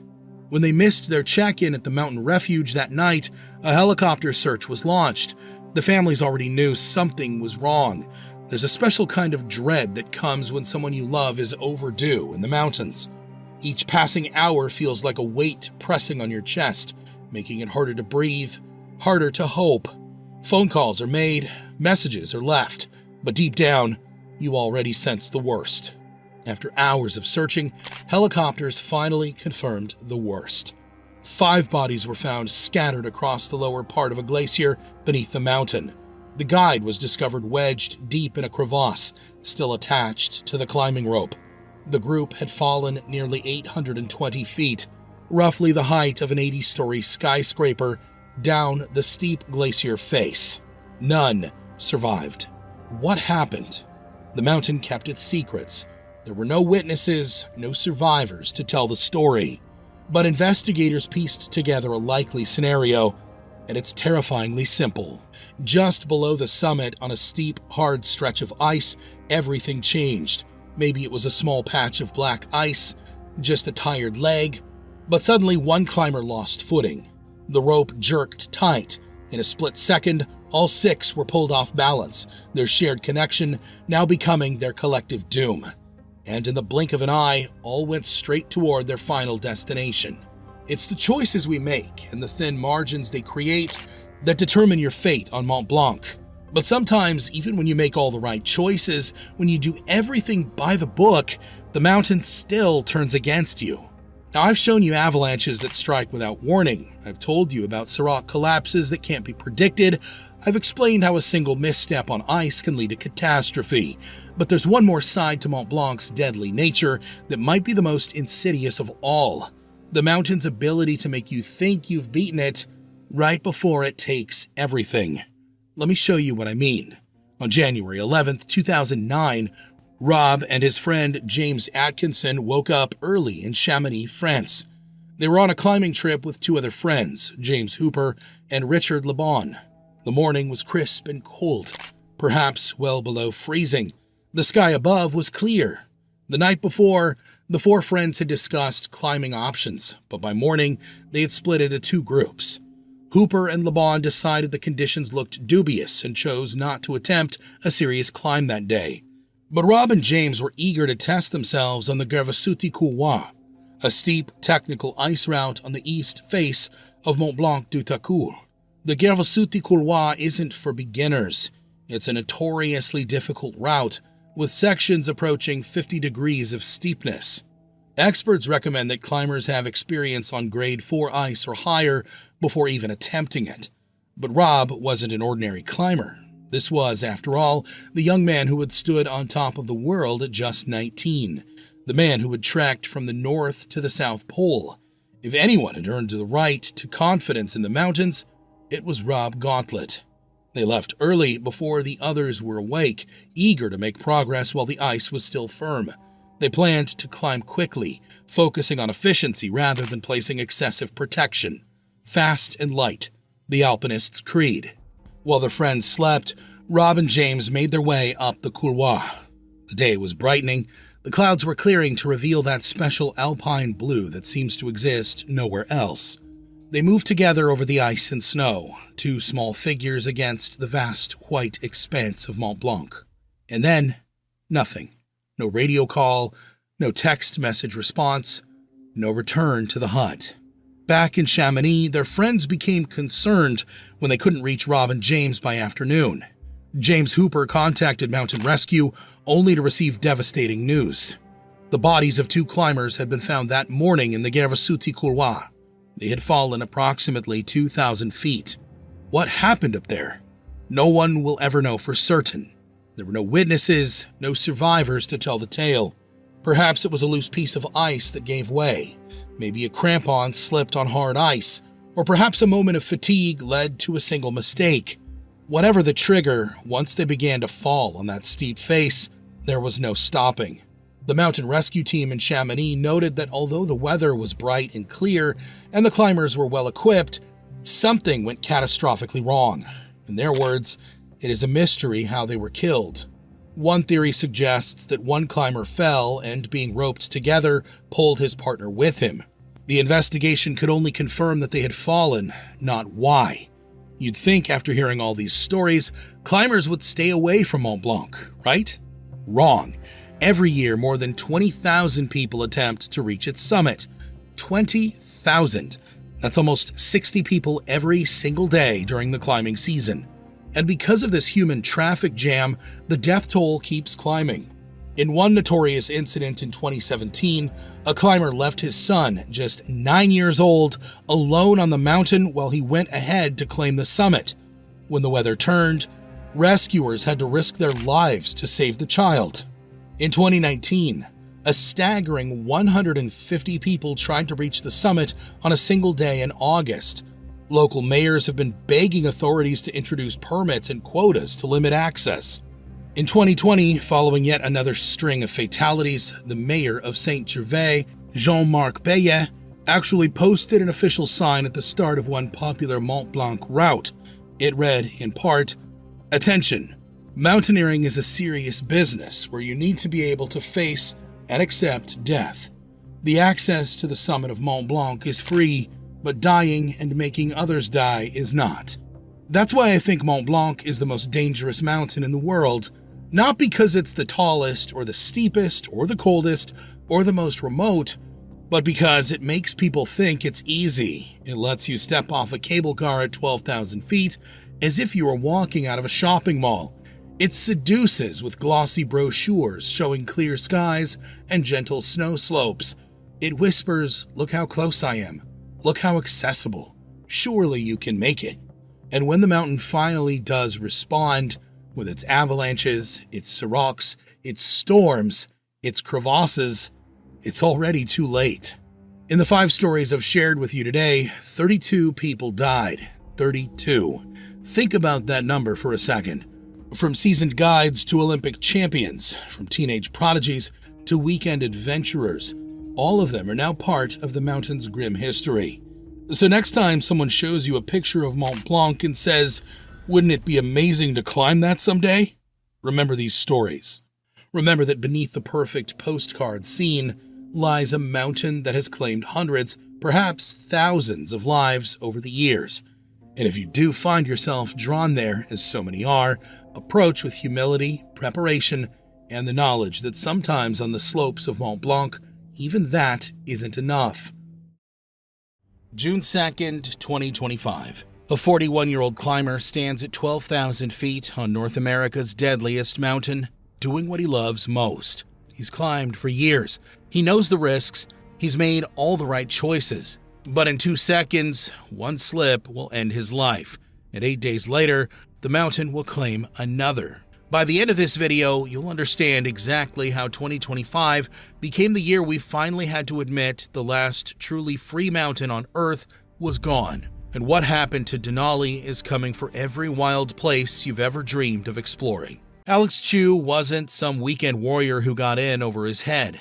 At 41, he was an experienced ski mountaineer who knew exactly what he was doing. He'd spent years in the mountains. He understood the risks. That June morning, he and 2 climbing partners were working their way up Denali's west buttress. It's the most popular route on the mountain, but popular doesn't necessarily mean safe. At 20,310 feet, Denali is North America's tallest peak, but height is only part of what makes it dangerous. The mountain sits in the middle of Alaska, isolated from everything. No roads lead here, no infrastructure, no rescue teams waiting at the bottom. Temperatures can drop to 70 below zero. Wind gusts hit over 100 miles per hour. It's the kind of place where experience matters, where being prepared might save your life, and where being almost prepared will kill you. Alex and his partners reached Squirrel Point, an exposed, rocky section of the route that hangs over the Peters Glacier. It's a spot where one wrong step means a 3,000-foot fall onto rocks and ice below. They were moving along the icy traverse when something went wrong. Maybe a crampon slipped, maybe the ice gave way. It could be one of those moments where the mountain reminds you who's really in charge. I really don't know. What I do know is that Alex slipped and fell, and he didn't recover. His two climbing partners watched in horror as their friend tumbled down the face, bouncing off rocks and ice, disappearing into the massive slope below. They tried to lower themselves as far over the edge as they could, desperately calling his name, straining to hear any response. Nothing, just the wind howling back at them. And here's what made his little slip quite tragic. Alex wasn't roped up. On many mountains, especially in the Himalayas, you'd have fixed ropes, safety lines, and a whole infrastructure designed to catch you when things go wrong. But Denali was where you relied on your own judgment, your own skill, and your own assessment of the risk. That's what made it free. That's what made it real. Alex made the choice that experienced mountaineers make every day. He assessed the terrain, trusted his abilities, and moved forward, even at the cost of his own life. After Alex fell, high winds and heavy snow rolled in immediately, blocking any rescue attempt. For 2 days, his body lay somewhere on that 3,000-foot slope while his partners descended to get help, and the weather prevented rangers from reaching the site. Can you imagine what those 2 days must have been like for his climbing partners? Knowing their friend was down there, unable to do anything about it, watching the storm rage and the clock tick? Finally, on June 4th, when the weather cleared enough for a helicopter to fly, rangers found Alex's body at the bottom of the slope. He had passed away on impact. Now, if Alex's death was an isolated tragedy, we might be telling a different story today. But it wasn't. Just 8 days later, on June 10th, 2025, Denali claimed another life in a way that shows just how quickly things can go from perfect to fatal on this mountain. Nicholas Vizzini was 29 years old from Washington State, and he was living his dream. He and a snowboarding partner had successfully climbed up Denali's west buttress route and were now descending near a spot called Rescue Gully, above Camp 14 at around 16,600 feet. They had made it. They were on their way down. They were almost safe. That's when everything went wrong. At 6:15 in the evening, Nicholas and his partner triggered a soft slab avalanche while descending the slope. One moment, they were cutting their way down through the snow. The next moment, the entire slope beneath them suddenly rumbled and began to move. Imagine the terror of that instant, when you realize the ground under your feet isn't solid anymore, when physics takes over, and you become just another piece of debris in thousands of tons of moving snow and ice. The avalanche carried Nicholas over 1,500 feet down the mountain, tumbling him through a violent chaos of snow, ice, and rock. Here's where the story gets even more intense. Two mountaineering rangers happened to be on an acclimatization climb nearby. They spotted Nicholas's partner on the surface of the avalanche debris and reached them within minutes. After a quick assessment to make sure the partner was stable, they immediately initiated a beacon search.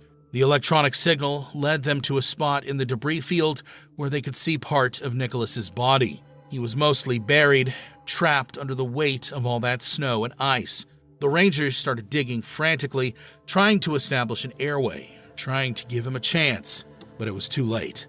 The avalanche had already taken him. Think about what it must have been like for Nicholas in those final moments. The slope breaks beneath him, the stomach-dropping sensation of falling with no way to stop.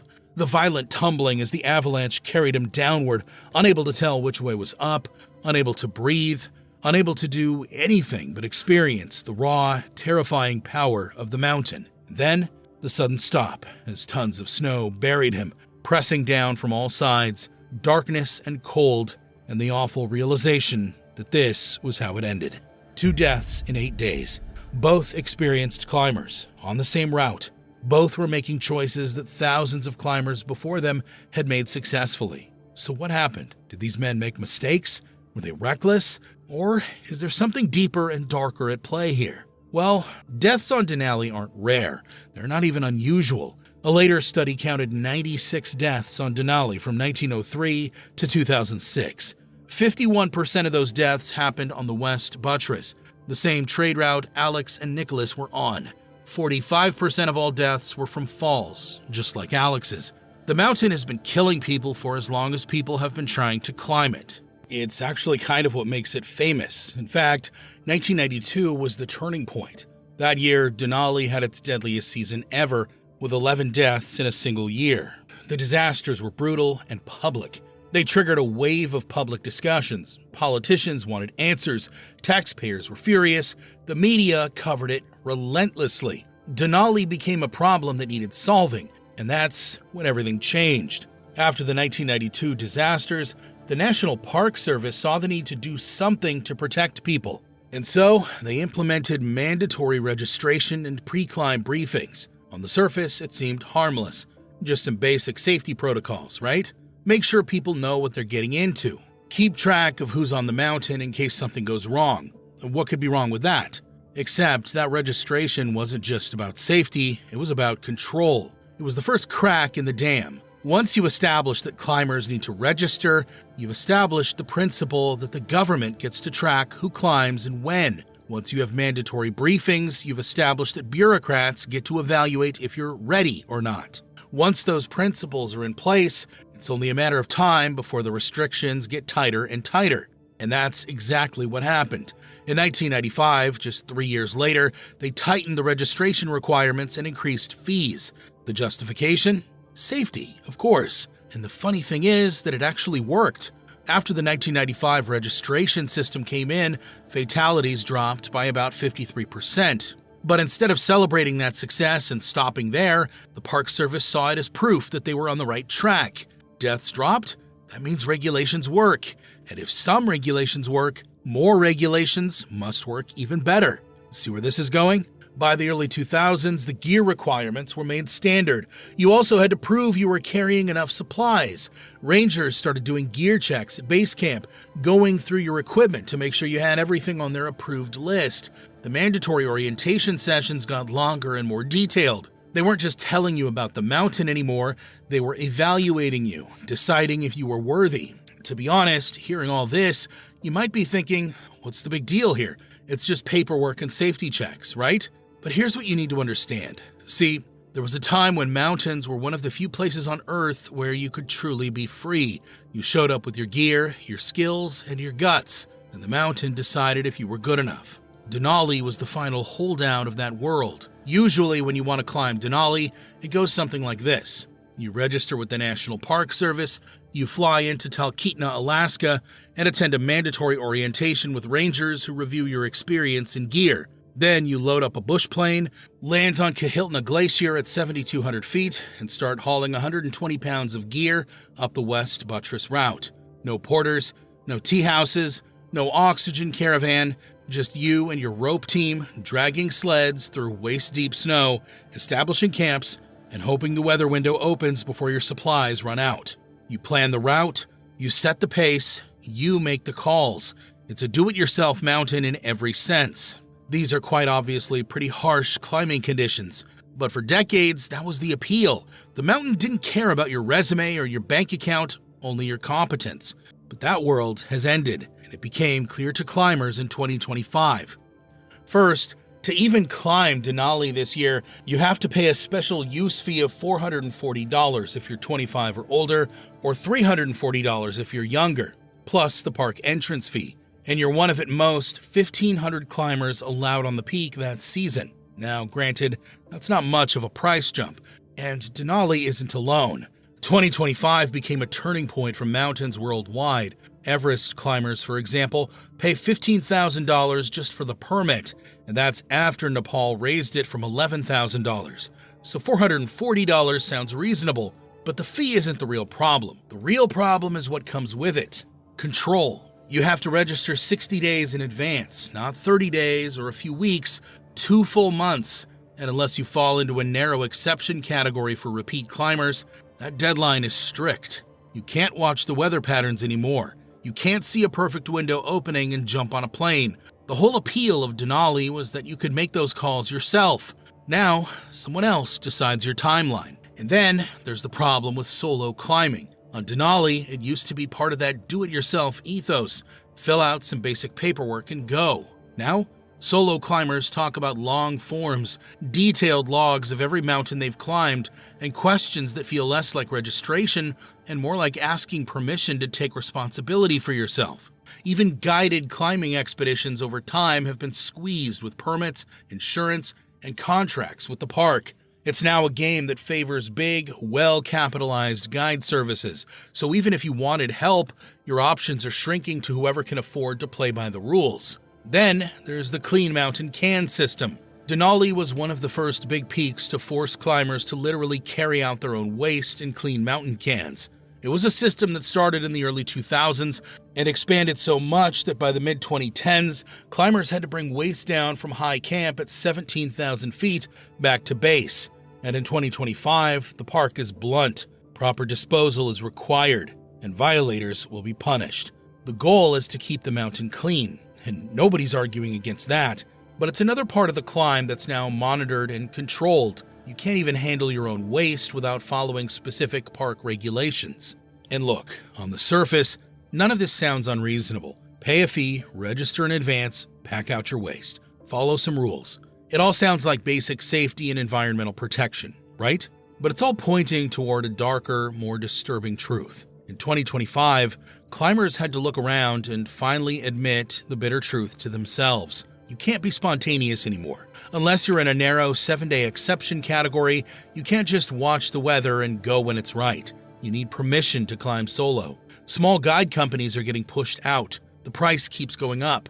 Every piece of the climb gets watched and controlled. The National Park Service has transformed Denali from a mountain you could climb if you were competent into a mountain you can only climb if they give you permission. The last free mountain was gone. And the worst part is that none of this would have saved actual climbers like Alex or Nicholas on the slopes from accidents. Alex fell on a route that's been mapped, studied, regulated, and statistically analyzed to death. Nicholas died on a slope rangers have patrolled for decades, both in 2025, both in a system that now tells you when to register, when to sit through orientation, how to poop, and how many climbers are allowed on the peak. No amount of paperwork, safety lessons, or fee increases would have prevented their deaths. But that's not how institutions think. The Park Service needed to be seen doing something. They needed to show Congress, show taxpayers, show the media that they were taking action. So they added more rules, more restrictions, more control. They killed a little more of what made Denali free, and they called it safety. And why? Because of the same forces that have been slowly killing adventure in America and elsewhere for the past 30 years. Insurance companies that see every death as a lawsuit waiting to happen. Lawyers who've convinced park services that they're liable for every bad decision an adult makes. Commercial guiding companies which lobby for stricter rules because they lock out small operators and independent climbers, giving them a monopoly on who gets to touch the mountain. And a culture that's become so terrified of risk, so obsessed with safety, that we'd rather regulate away freedom than accept that some things in life are dangerous, and that's okay. And if you think this is the end of it, you're not paying attention. Look at every other major mountain on Earth. They all followed the same pattern. Small regulations after incidents, then bigger ones, then mandatory guides, then outright bans on solo climbing. It happens slowly, over decades, until one day you wake up and realize the mountain is gone. Everest used to be the ultimate mountaineering challenge. Now it's a line of people who paid $100,000 to be dragged to the summit by Sherpas, stepping over frozen corpses and waiting in traffic jams at 29,000 feet. They mandate that you have one guide for every climbing group. They've banned solo climbing entirely. Everest isn't a mountain anymore. It's a theme park for rich people who want to say they climbed Everest without actually earning it. K2, the second highest mountain in the world, is even more controlled. It requires you to get permission from the Pakistani military because it's so close to the Indian border. You have to hire a liaison officer who follows you around the entire expedition. You can't just show up and climb. You need a registered tour company to process your paperwork, and the whole thing takes weeks of bureaucratic navigation before you even touch the mountain. Kilimanjaro in Tanzania won't let you climb without a registered guide, period. You can't even attempt it solo. Every single iconic mountain on Earth has been captured by bureaucracy, commercialization, or both. Denali isn't dead yet. You can still climb it independently. You can still go solo if you fill out the forms. You can still make your own decisions on the mountain, But 2025 showed us exactly how this story ends. It ends the same way it ended on Everest, on K2, on every mountain that started with just a few reasonable safety measures and ended with complete regulatory control. So what do we do now? Where do we go when the last free mountain is gone? Do we accept that adventure is dead? That everything worth doing has been regulated into a safe, supervised experience? Do we line up for our permits and wait for case-by-case approval and pretend that climbing with permission is the same as climbing free? Or do we insist that some things should stay hard and risky and free, even if people die doing them? I don't have the answer, but I know what we've lost. We've lost Alex Chu, who died doing something he loved on a mountain that let him make his own choices. We've lost Nicholas Vizzini, who triggered an avalanche and paid the ultimate price for being in the wrong place at the wrong moment. And we're losing Denali itself, not the physical mountain. It's still there. You can still buy a permit. But the idea of Denali as the big, wild peak you could approach on your own terms, that died in 2025. What do you think about these new regulations? Do they make climbing safer, or do they just kill what made it meaningful in the first place? Thousands of feet above sea level, on the deadly slopes of Mount Rainier, 4 daring climbers met a nightmarish fate. After a stunning accident, all 4 came within inches of plummeting to their doom. But tragically, the ordeal did not end there. A bold rescue mission soon saw the dangers increase and disaster struck once again. So with that, let's take a closer look at the 2012 Mount Rainier tragedy. I guarantee you'll be surprised by the twists and turns of this crazy story. From the dangerous mountain where it took place, the wild accident that started things off, and most of all the tragic surprise that came later, when everyone was least expecting it. Keep in mind that this is all very real and pretty disturbing. To understand what happened that day and the insane degree of danger that was involved, you have to know a bit about Mount Rainier and what makes it so distinctive. The mountain is located in central Washington, in the Cascade Range, about 60 miles from Seattle. The mountain has been known by many names over the years. In one Native American language, it was originally known as Tacoma, a name with more than one meaning. It was described as a sky wiper and the mother of all waters. Both descriptions are pretty accurate. At 14,411 feet, it is by far the tallest mountain in the state. Its snow-capped peak veers down toward the land in every direction, feeding no less than 9 major rivers that flow throughout Washington and beyond. When you're in Seattle looking toward the horizon, it is the main thing you see. While it is technically part of the Cascade Range, when you look at it, it seems pretty much like it stands all alone. And it stands out today as much as it did to people hundreds of years ago. Naturally, the mountain has been drawing people in for as long as there have been people to see it. More than 8,000 years ago, people were setting foot on its slopes, leaving behind tools, camps, and shelters that have since been found. There was also a Native American practice of setting fire to lower sections of the mountain to help create meadows. These meadows then brought wildlife, grew plants, and turned into useful areas for ceremonies and gatherings. However, it was unlikely that anybody around that time went too far up the mountain. Its steep cliffs made it physically challenging, and Native Americans were said to be against the idea for cultural reasons as well. Long before the shocking events of our story, in the late 18th century, Europeans began invading the area, and they too noticed the tall, lonely mountain. Multiple countries all laid claim to it, including Spain, England, Russia, and the US. After a few treaties were signed in the mid-1800s, it was renamed Mount Rainier and officially became part of the United States. Around that same time, interest began growing about the idea of trying to climb it. As far as we know, no one had ever done so before. The first attempt happened in 1857. A German-American officer named August Valentine Kautz led an expedition to reach the summit with 4 other soldiers and a doctor. Despite the size and experience of the group, they failed. The journey turned out to be much longer and more demanding than they had expected, and without enough supplies, they had to turn back. 13 years later, the summit was attempted again. This time, It was the mountaineering duo Hazard Stevens and Philemon Beecher Van Trump. When the pair arrived in Washington, they met a man from the Yakama tribe named Sluiskin, who knew the area well and agreed to travel with them as a guide.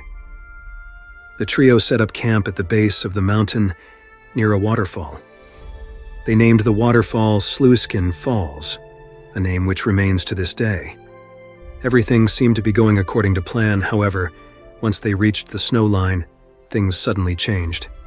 Sluiskin refused to go any further. He began telling a wild story about his grandfather, who he said had tried to climb the mountain many years ago.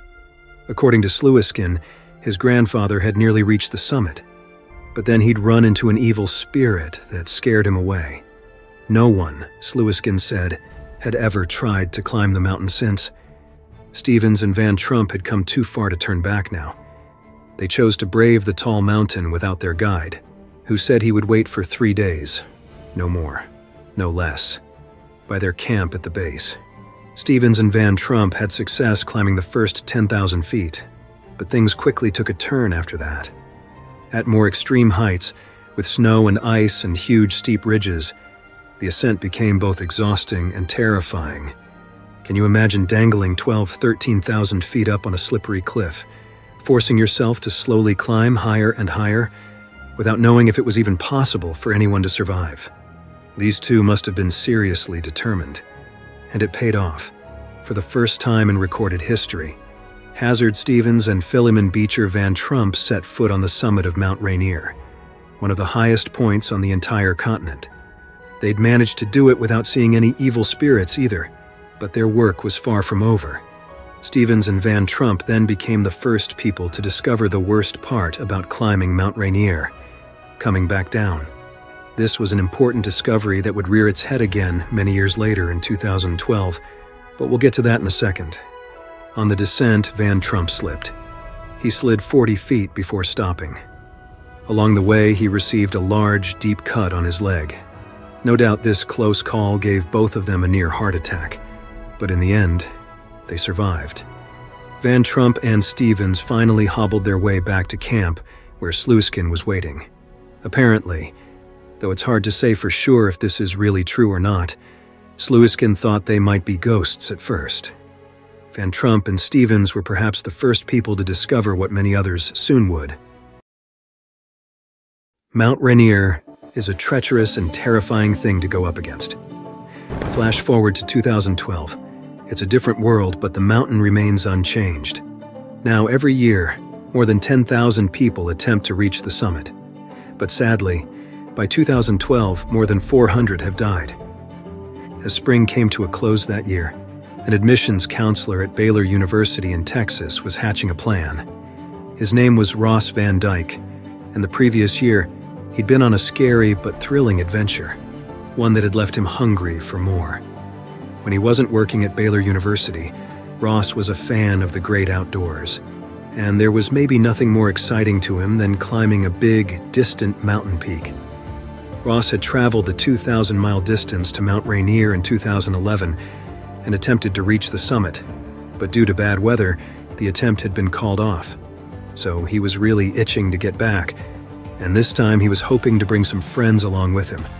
The person who was probably first on his list was his friend Stuart Smith. Smith was an attorney by day, but a super experienced mountain climber by night. He was actually a better climber than Ross. He'd climbed some of the tallest mountains in the world, including the tallest, Mount Everest. Ross knew he had to get Stuart on board. Ross also got in touch with Claire Koltgen, as well as Stacy Wren, who was a senior at Baylor University. Stuart Smith also invited his niece Noelle. So, in total, it became a group of 5. Ross Van Dyke, Stacy Wren, Claire Koltgen, and Stuart and Noelle Smith. Obviously, we can't just dig up the old group chat and see how the whole conversation went, but the group ended up agreeing on the idea of traveling to Mount Rainier in June and trying to climb it together. They also all agreed to make Mount Rainier a kind of warm-up for an even bigger climb, which they planned to do next, Denali in Alaska. Ross Van Dyke in particular paid very close attention to the weather. He knew as well as anybody that Mount Rainier was famous for severe weather and surprise storms. He realized there was a narrow window, about 3 days, in the middle of June where the conditions were going to, most likely, be perfect. The 5 of them all bought plane tickets, booked places to stay, and packed their supplies. Things got real when the group finally arrived on June 19th. Mount Rainier isn't the highest mountain on Earth by any stretch, but it is actually one of the most prominent. This means that it stands out a lot from the land around it, more so than all but 20 other mountains on the planet. It's incredibly dramatic when you stand at the base because you're standing on land that is only 1,000 to 2,000 feet above sea level, looking straight up at a peak that is over 14,000 feet above sea level. If you weren't nervous about climbing it before, you're definitely going to get nervous about climbing it then. In a parking lot inside Mount Rainier National Park, Stacy Wren asked a stranger to grab a quick photo of the 5 of them. It was all smiles and enthusiasm, but just a couple of days later, it would be anything but. Although Stuart Smith was the most experienced in the group, as far as we know, Ross Van Dyke was the only one of the 5 who had tried to climb Mount Rainier before. It was only natural that Van Dyke brought his iPhone along on the climb with the goal of taking pictures as they went.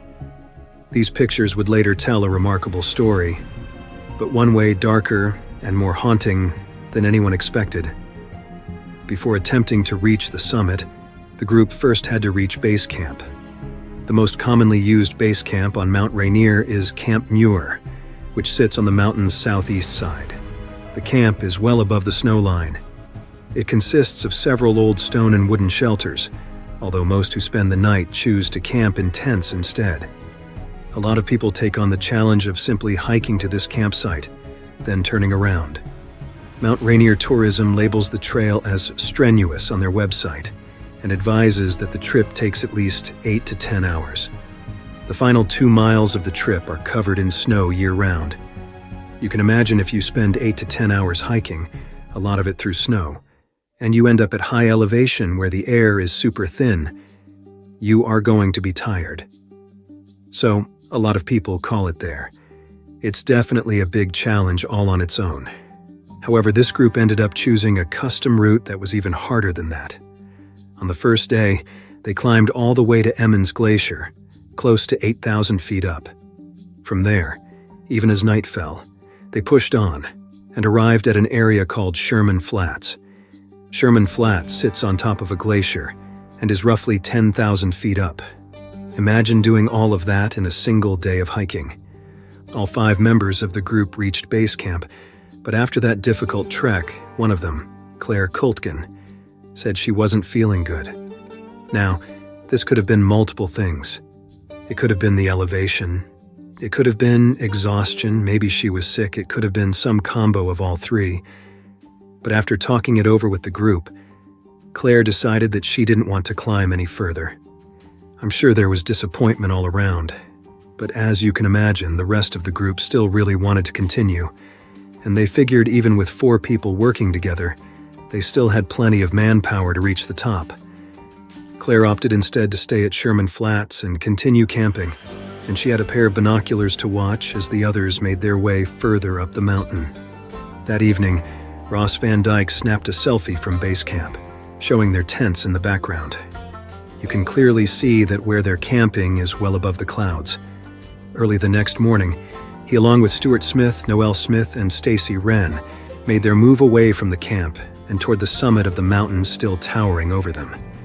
They had an additional 4,000 feet to go, and these would be by far the hardest and most dangerous 4,000 feet of the entire journey. This was no longer a hike. Each member of the group was decked out with crampons on their boots and poles in their gloved hands. All 4 were also tied to each other with rope for safety. A photo captured by Ross Van Dyke on June 21st shows Stacy Wren and Noel Smith slowly working their way up the final stretch of Mount Rainier. After 6 long hours, the whole group made it, and they all made it in one piece. Stacy and Noel were probably especially happy. Both had just graduated, Noel from high school and Stacy from Baylor University. so the successful summit might have felt like the perfect symbolic way to celebrate. Stacy later admitted that it was the hardest climb she'd ever endured, despite having a lot of experience climbing mountains in Colorado. Sadly, the joy of this moment was only an hour away from pain, suffering, and terror. The views were stunning, as you can see from some of Ross's photos, but the summit is no place to stick around. Even though the weather had been kind up to this point, Ross and the group knew it could turn at any moment.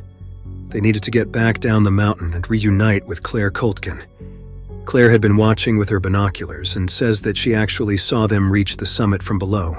So she was anxious to reunite with them as well, and she was watching as best she could while they started to make their way back down. The trip back down was expected to take several hours. In the beginning, all seemed to be going well. The disaster came without warning. 1,000 feet below the summit, about an hour after they'd begun their descent, the nightmare began. Stacy Wren talks about it from her perspective. So we had pickets that we were placing every X number of feet in order, and that we were basically running our rope through so that if someone fell, it would catch our fall. Basically making sure that we would be safe there because we knew that this was a cruxy part of the climb. And the person in front was done with the traverse. He was on a much safer part of the glacier, and the others were coming up to that safer part. And I was in the back, so they felt comfortable with where they were. And at the same time, we had essentially run out of pickets, so they were all in the front and they weren't in the back. And we as a group made the decision to not place another picket. We were just like, we'll pull our gear, we'll be really careful, we're fine. In reality, I felt really scared because I wasn't on the safe part of the glacier, right? It was still pretty steep, but you never want to be the weakest link, especially when you're the youngest one.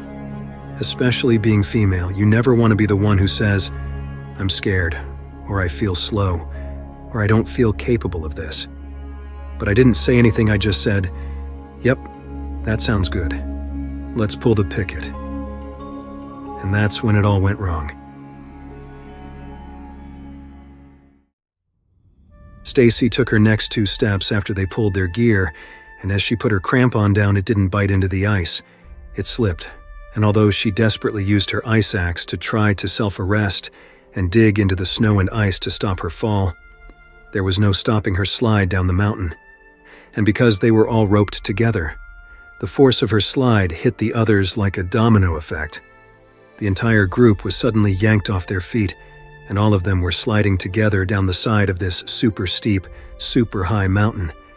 This was practically a worst-case scenario, but what made it worse still was the fact the group happened to be right above a massive crevasse.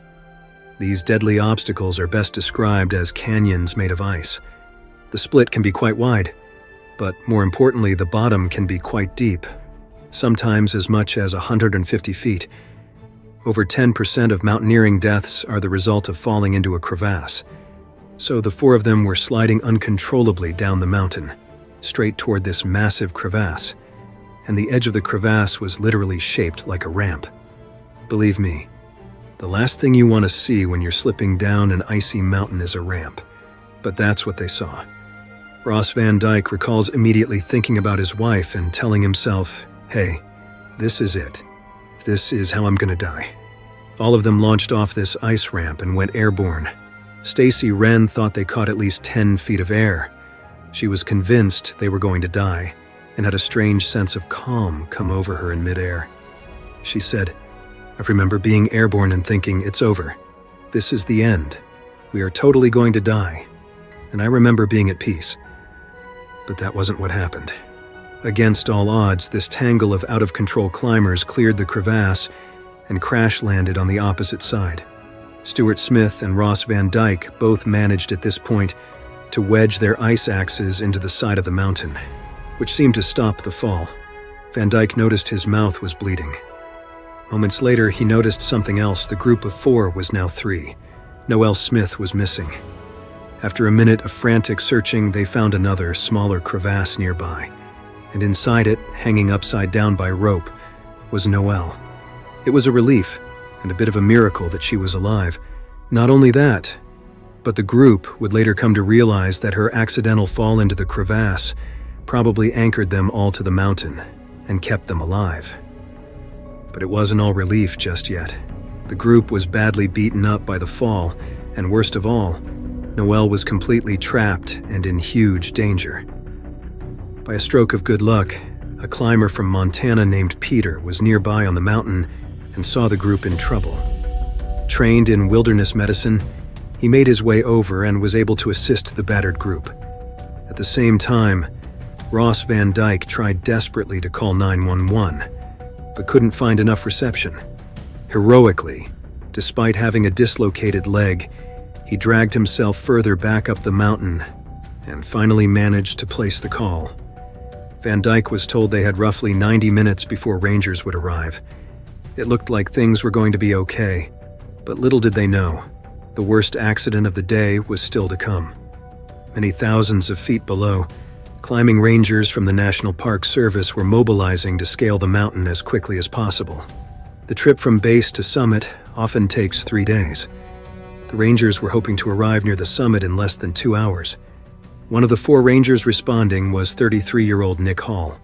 Hall was in charge of the rescue litter, which meant he would be placing injured climbers on a stretcher that would then be lifted up into a rescue helicopter overhead.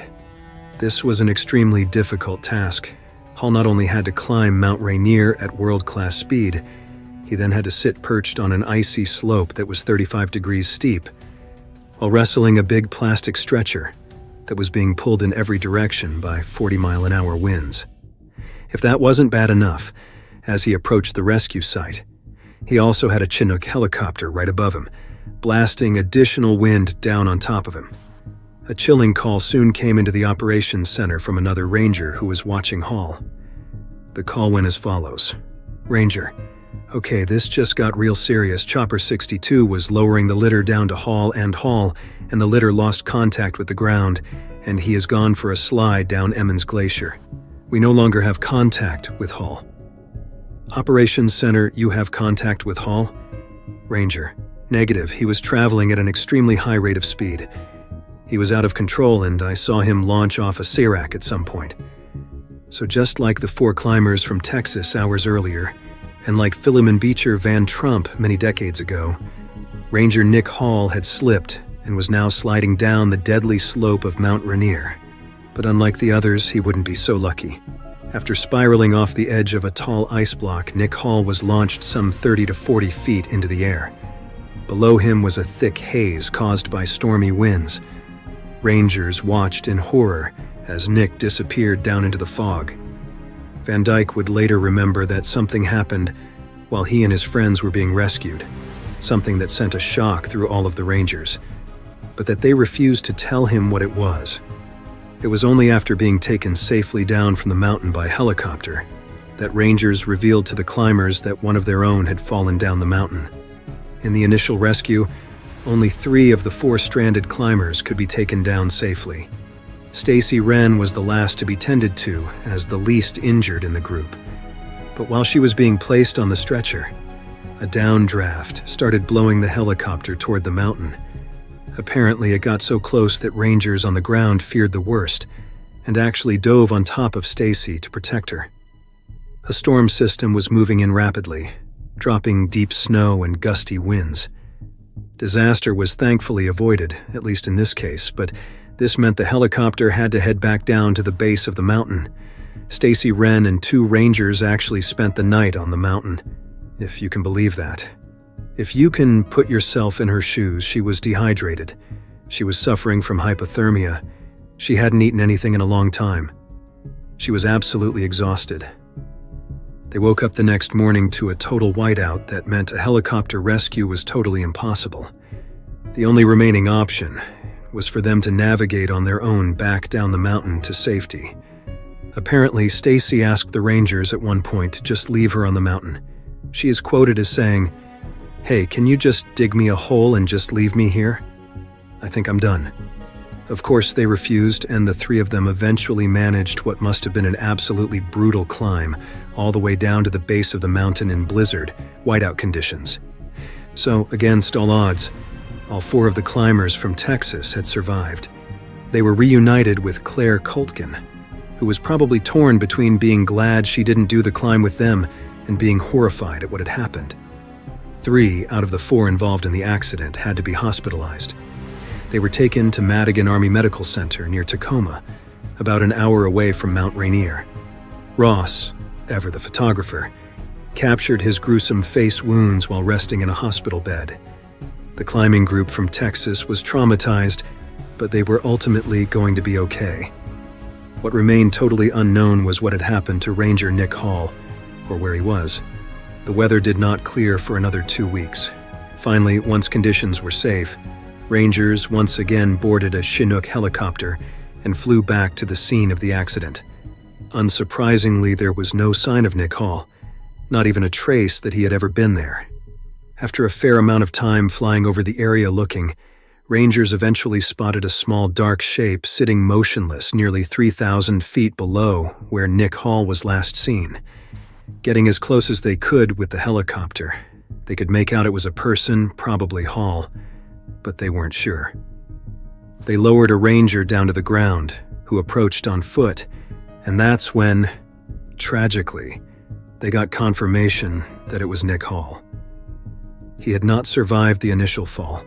Rangers would later guess that he'd probably fallen about 2,400 feet after flying off the Sirac. Just to give you an idea of what that must have been like, it's about the same as falling out of the 144th floor of the Burj Khalifa in Dubai. The story had already been pretty widely covered in the media, but after news of the ranger's death, it got even more attention. Outdoor podcasts covered the story. News channels did a bunch of coverage. For a little while, the friends from Texas and the late Ranger Nick Hall were famous, although for just about the last reason on Earth you'd ever want to be. The National Park Service conducted an investigation and issued a lengthy report on the disaster, with a particular focus on explaining what led to the untimely and tragic death of a ranger during the rescue of others. Multiple causes were found, the most surprising of which was the fact that Nick Hall hadn't brought an ice axe, which could very well have helped stop him from sliding. The report also cited problems with the fact there were only 4 rangers attempting to rescue 4 climbers, and that the operation was somewhat disorganized, without a clear team leader. In the end, the tragic events of June 21, 2012 will live on in the dark part of Mount Rainier's history. It is one of the worst accidents to ever happen there, if not on any mountain anywhere. And what ultimately makes it so tragic and so hard to think about is that, with better preparation and just a little more caution, it probably could have all been avoided. It was December 25th, 1997. An experienced mountain climber named Anatoly Bukriv struggled through an agonizing and brutal climb on the 10th highest mountain in the world. Probably not how I would choose to spend my Christmas personally. But that same year, Anatoly successfully summited Everest, the tallest mountain in the world, for the 3rd time. So, another summit on a mountain 3,000 feet shorter should be easy for him, right? Well, think again.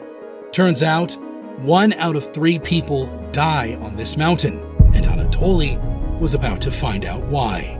From the terrifying disappearance of legendary climbers, to an avalanche that buried one of Everest's greatest heroes, to the chilling discovery of bodies still roped together in a crevasse. This is the brutal story of Annapurna, the deadliest mountain on Earth. When it comes to the most dangerous mountain in the world, more often than not, our attention is drawn to Everest. After all, hundreds of people have lost their lives attempting to summit its peaks, many of whom remain on the mountain as marker points. While it's morbid to think about, as little as 1 in every 15 people who summit this iconic mountain lose their lives, and it's not even close to being the world's deadliest mountain.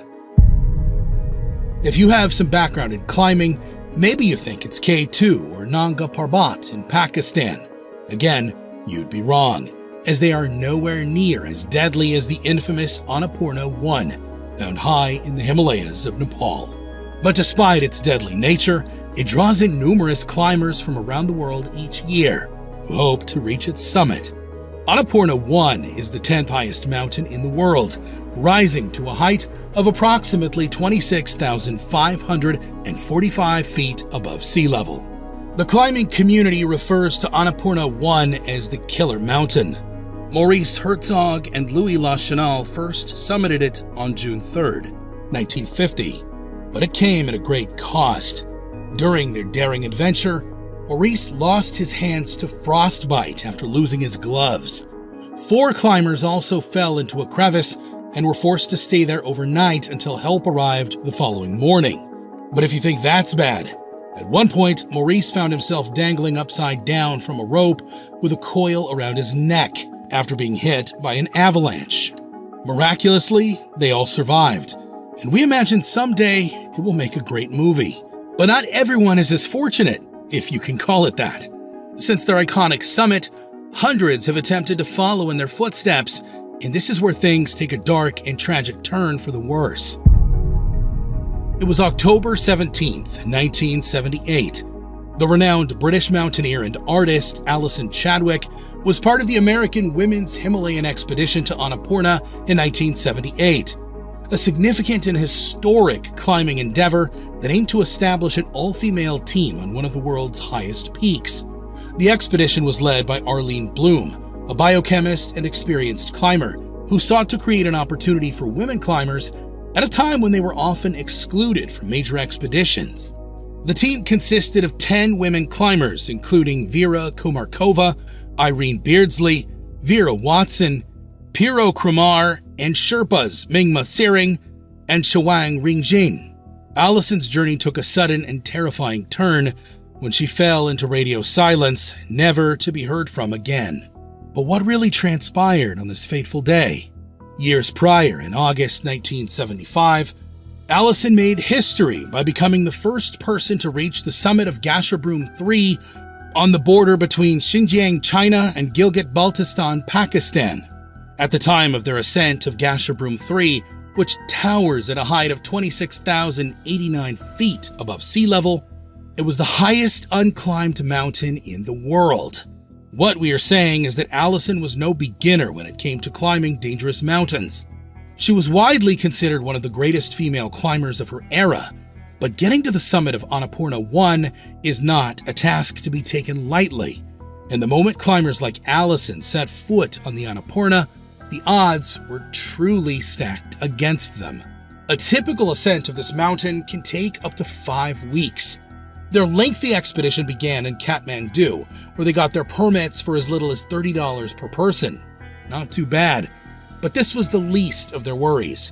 More importantly, they needed the correct gear to keep them safe, including ice axes, crampons, fixed ropes, cold weather clothing, and plenty of food and medical supplies to last them the entirety of the expedition. Proper preparation can often be the difference between life and death. And when it comes to Annapurna 1, they needed to be prepared. They don't call it the world's most dangerous mountain for no reason. From there, they made their way to the town of Pokhara, located in a valley below the Annapurna Range. On August 15th, they departed from Pokhara with over 12,000 pounds, or 5,400 kilograms of supplies, a team of porters, 13 women, and 6 Sherpas. Alison and the rest of the expedition slowly made their way through the valleys, climbing up and down stone stairways and taking in the beautiful scenery of Nepal. Finally, after 12 long days, they arrived at base camp at a height of 13,549 feet above sea level. The air was already thin, and the women immediately started following the proper procedures for acclimatization in hopes of avoiding the effects of severe altitude sickness. Upon reaching base camp, Alison and the climbers were greeted by the colorful prayer flags blowing in the wind and the enormous sign. This is often a sign of relief for those who decide to hike here from Pokhara. But now is not the time for celebration. Instead, it's time to prepare for what might be the most dangerous climb they've ever attempted. From here, this is where the real dangers begin, as they begin to make their way up the well-established south face route. Tiny detour on this chaos train. If you want more raw, uncut stories we can't show here, come join the Extreme community on Patreon. See you on the real Extreme Edge. Allison and the team faced plummeting temperatures, risk of frostbite and hypothermia, unpredictable weather, periodic avalanches, and extreme exposure to the elements as they ascended to Annapurna 1's higher camps. At any moment, any of these factors could lead to death. While all of these dangers exist on other mountains around the world, they're greatly intensified on Annapurna 1. Allison and the group pushed through the steep terrain, which was incredibly hard to pass. They climbed over sharp and jagged rock faces and thick layers of ice. The terrain includes steep ascents and descents, requiring sophisticated techniques such as front pointing and step cutting to navigate ice and snow. Yeah, it's really not for the inexperienced climber or the faint-hearted. When we combine all of these potential risks with the high percentage chance of an avalanche, it is mind-boggling that the group would even attempt such a dangerous expedition. So already exhausted from the journey, when Allison and the team arrived at Camp 2, they took some time to regroup before facing the most dangerous part of the ascent. To get to Camp 3, they had to traverse a nerve-wracking 9,800-foot-tall vertical rock wall with unpredictable ice falls, deep crevasses, and steep slopes. All of this, coupled with the usual demands of the body and mind that come with climbing such a huge peak, results in a climb that is unlike any other in the world. Picture this. Allison's body was already aching and in pain following days of intense climbing. She woke up at the campsite while it was still dark out. Her gear is still a little wet, and the temperature is already at nearly minus 20 degrees Fahrenheit. She packed up her belongings and what gear she needed to carry before making her way across a slippery glacier. Every step must be carefully calculated. One wrong move, and the unstable slabs of glacial ice could collapse unexpectedly, throwing her deep into a crevasse. They were lucky enough to pass this minefield without any injury, but now a considerably more dangerous challenge awaited them, as they had arrived at a steep wall with an average incline of 55 degrees. But there's no way around it.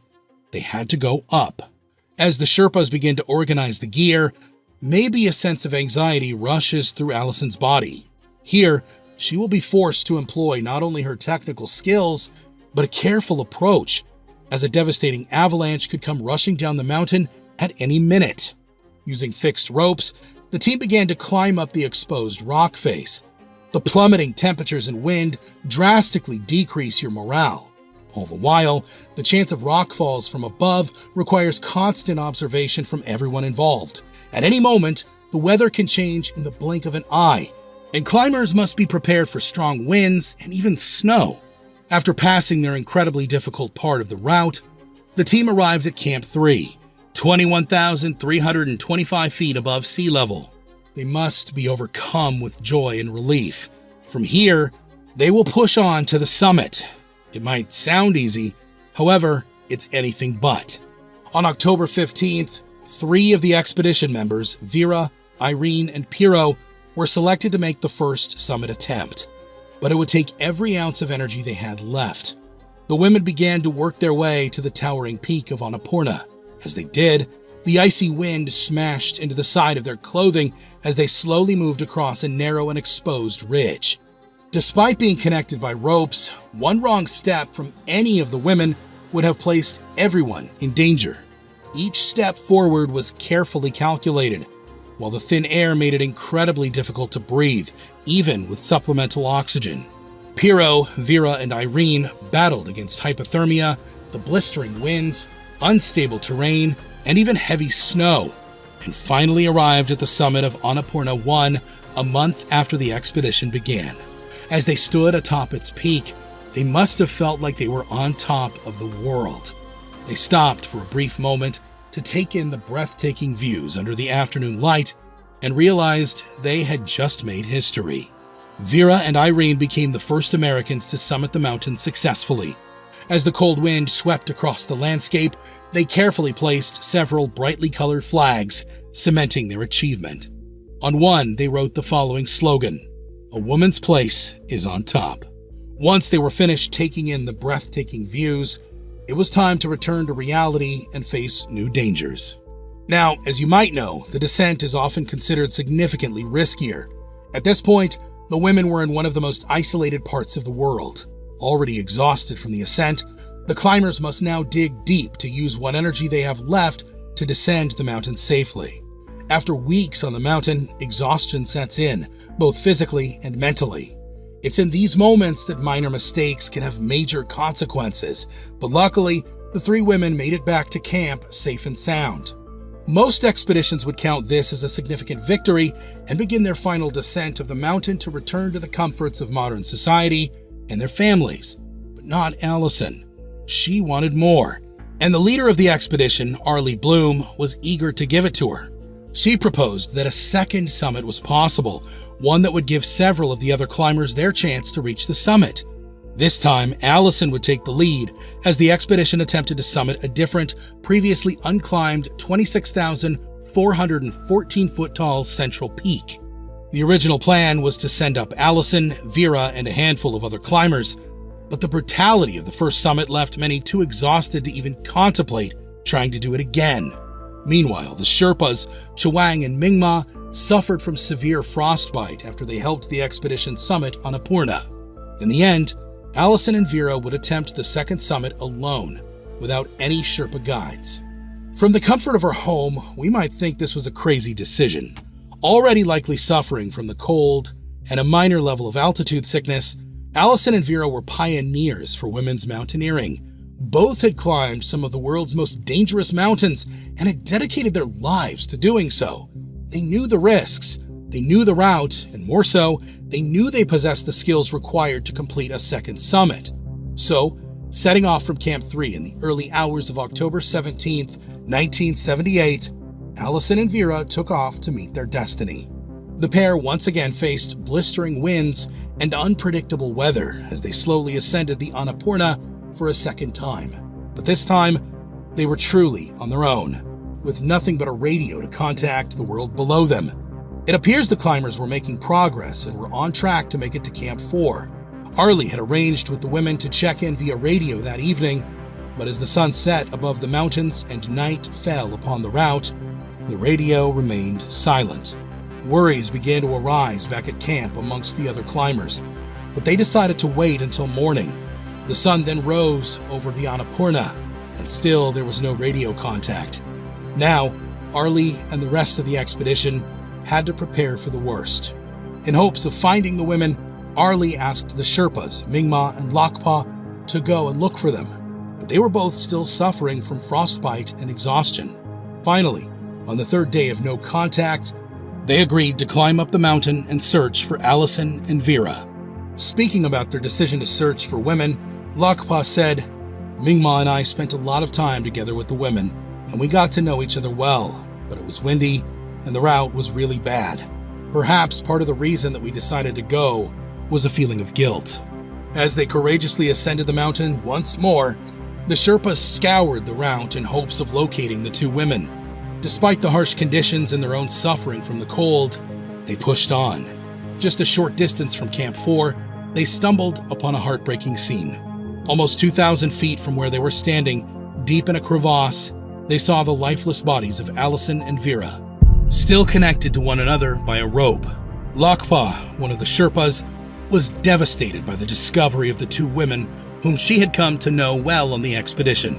She later said, "Nothing stands out in my memory from Annapurna except seeing those bodies." To this day, the exact cause of their death remains somewhat of a mystery. Did they get caught in a small avalanche that forced them down the steep slope? Or was it a rockfall that sent them tumbling down the mountain? Whatever the cause, on this fateful date, the climbing world had just lost two female legends. The rest of the expedition team paid their respects by carving Allison and Vera's names into a stone near base camp.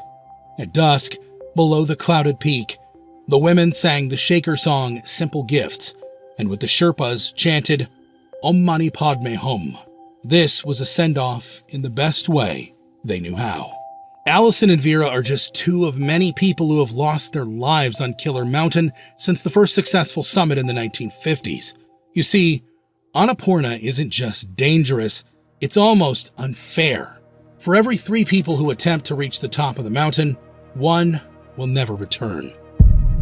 No other mountain on Earth poses such a risk to human life. But the real question is, why do climbers continue to risk it all simply to reach its peak? To understand, we must put ourselves in the shoes of climbers like the British mountaineer Alex McIntyre. It isn't just about mountaineering, it's the psychological risk that comes along with it. To men like Alex, it's the thrill that comes with successfully climbing up a point in the world that few humans will ever reach. And for passionate climbers, getting to the top of a mountain that even the most elite of mountaineers fear is the holy grail. On October 17, 1982, Alex was part of a small expedition team alongside French alpinist Rainier and another climber who had to withdraw due to illness. The expedition was characterized by its lightweight approach that saw the men carry as little gear and supplies as possible in hopes of faster ascents. This style had become heavily associated with Alex, who many in the climbing community considered a pioneer. Time and time again, he managed to avoid trouble despite facing such extreme conditions with little gear. On this day, Alex and Renee conquered the terrain and steep technical climbs and successfully summited Annapurna 1, standing where so few people had stood before them. The air had grown incredibly thin, so they quickly took in the scenery before starting their descent. After carefully traversing the dangerous terrain and battling against the blistering cold, they found themselves around 23,000 feet above sea level. Everything appeared to be going well for the men, but little did they know that an unforeseen tragedy was about to occur. As Alex was carefully moving down the steep slope, paying attention to every step, Renee followed behind, doing the same. Motivated but exhausted, the men pushed on. Then, suddenly, Renee heard a loud thump, and before he could even blink, he saw Alex's body disappear from the trail and down the side of the mountain. Panic and shock overwhelmed the French climber as he could do nothing but watch his friend tumble down over 800 feet before his lifeless body came to a stop. Alex had just become the victim of an unforeseen rock fall. Unfortunately, a large boulder weighing as much as 11 pounds had come flying down from above and smashed into his head, breaking his neck in the process. The internal impact proved fatal, and it's likely Alex was dead by the time his body reached the bottom of the slope. Following the accident, Renee managed to find Alex's body at a lower elevation, where it had come to rest after falling. But due to adverse weather conditions that hit the mountain shortly after his death, recovery efforts were complicated, preventing immediate retrieval of his body. Alex's untimely death was not only a personal tragedy, but also marked a significant loss for the climbing community, which had just lost yet another mountaineer to the killer mountain of Nepal. He was known for pioneering new climbing techniques and promoting a style that emphasized speed and efficiency in alpine environments. His contributions to climbing ethics and techniques left a lasting legacy within the sport. Annapurna 1 had claimed another victim, but it wouldn't be the last by a long shot. Several years after Alex's terrifying death, legendary climber Anatoly Bukriv sought to become the next man to summit the killer mountain and live to tell the tale. Anatoly was one of the greatest climbers of his era. In May 1995, he successfully summited Mount Everest via the North Ridge without any supplemental oxygen. The following year, he summited via the South Col route on May 10, 1996. Almost immediately after this achievement, Anatoly was sprung into action. The 39-year-old Russian climber was relatively unknown until he was thrown into the media spotlight following the tragic Everest climb of May 1996. 8 climbers lost their lives when a sudden blizzard swept across the mountain, trapping many close to the summit. Anatoly was working as a guide at the time and managed not only to survive, but was also instrumental in rescuing climbers who had been caught in the storm. Anatoly performed multiple solo rescues, saving 3 climbers during a blizzard.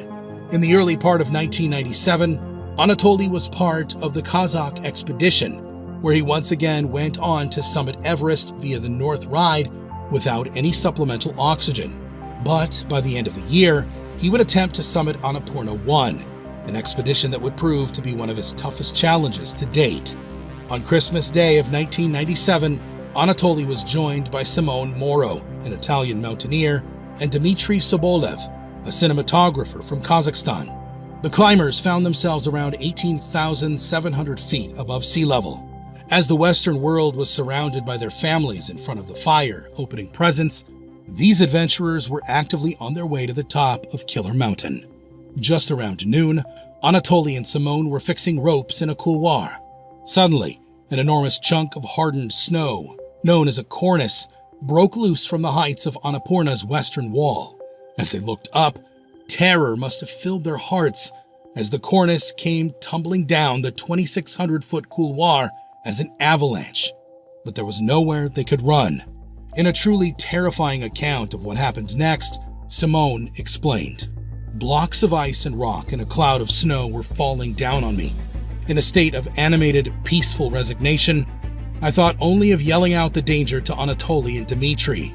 I remember seeing them make a rapid lateral move in an attempt to get out of the way of the avalanche while I crouched and leaned against the wall, gripping with my bare hands the rope that had just been fixed. Nothing could help them now. In a matter of seconds, they were swept off their feet and pulled down the mountain beneath an avalanche of hardened snow, ice, and loose rock. The men undoubtedly gasped for air and tried to pull themselves above the blanket of debris, but the overwhelming force of the avalanche was too much, and they were violently dragged along. Simone was pulled down over 1,600 feet to Camp 1 in what must have seemed like an eternity. It was over in less than a few minutes. Luckily, he was somehow still alive and began to dig himself out from beneath the snow. Looking back on the terrifying ordeal, Simone said, "I wasn't able to resist the fury of this mass for even a second, and I fell rapidly, grasping the rope between my hands as it burned and lacerated my fingers almost through to the bone. The series of flights, slides, and ricochets seemed like they would never end. When he finally emerged to the surface, he was still in partial shock. He had lost vision in one eye, and the lacerations from the rope left the bones in his hands exposed. His clothes were torn to shreds, and all he had left of his equipment was his crampons. As Simone looked around, there was no sign of Anatoly or Dmitri. He frantically called out their names, hoping they had managed to survive the disaster too, but no one called back. He stumbled around the avalanche for 15 minutes without hearing or seeing any sign of his climbing partners, and decided the best chance they had was to organize a rescue. Uncertain of what to do next, fortune was on Simone's side, as, in the distance, he stopped the tent at Camp 1. Here he found a supply of fresh clothing. After exhausting himself changing his clothes, he started the 6-hour descent to base camp, but he would have to do it with one eye and without the use of his hands. When he finally arrived, he was treated by a Nepalese cook. In the hours that followed, he managed to get into contact with a rescue helicopter that picked him up on December 26th, taking him to a hospital. Simone returned 3 days later, hoping to find his friends stumbling around on the mountain, but this was not the case. The helicopter circled the area where the avalanche hit, but there was no trace of Alex or Dmitri. To this day, the bodies of both men have never been recovered, and their unfortunate deaths are but two of many in the history books of Killer Mountain. In 2022, around 365 people had successfully reached the summit of Annapurna 1, whereas the mountain had claimed the lives of 73 people. Today, it is still regarded as the world's most deadly mountain, and those seeking to reach its mighty peak must do so with extreme caution. Thanks for watching, and I'll see you in the next one. Stay bold and live brave.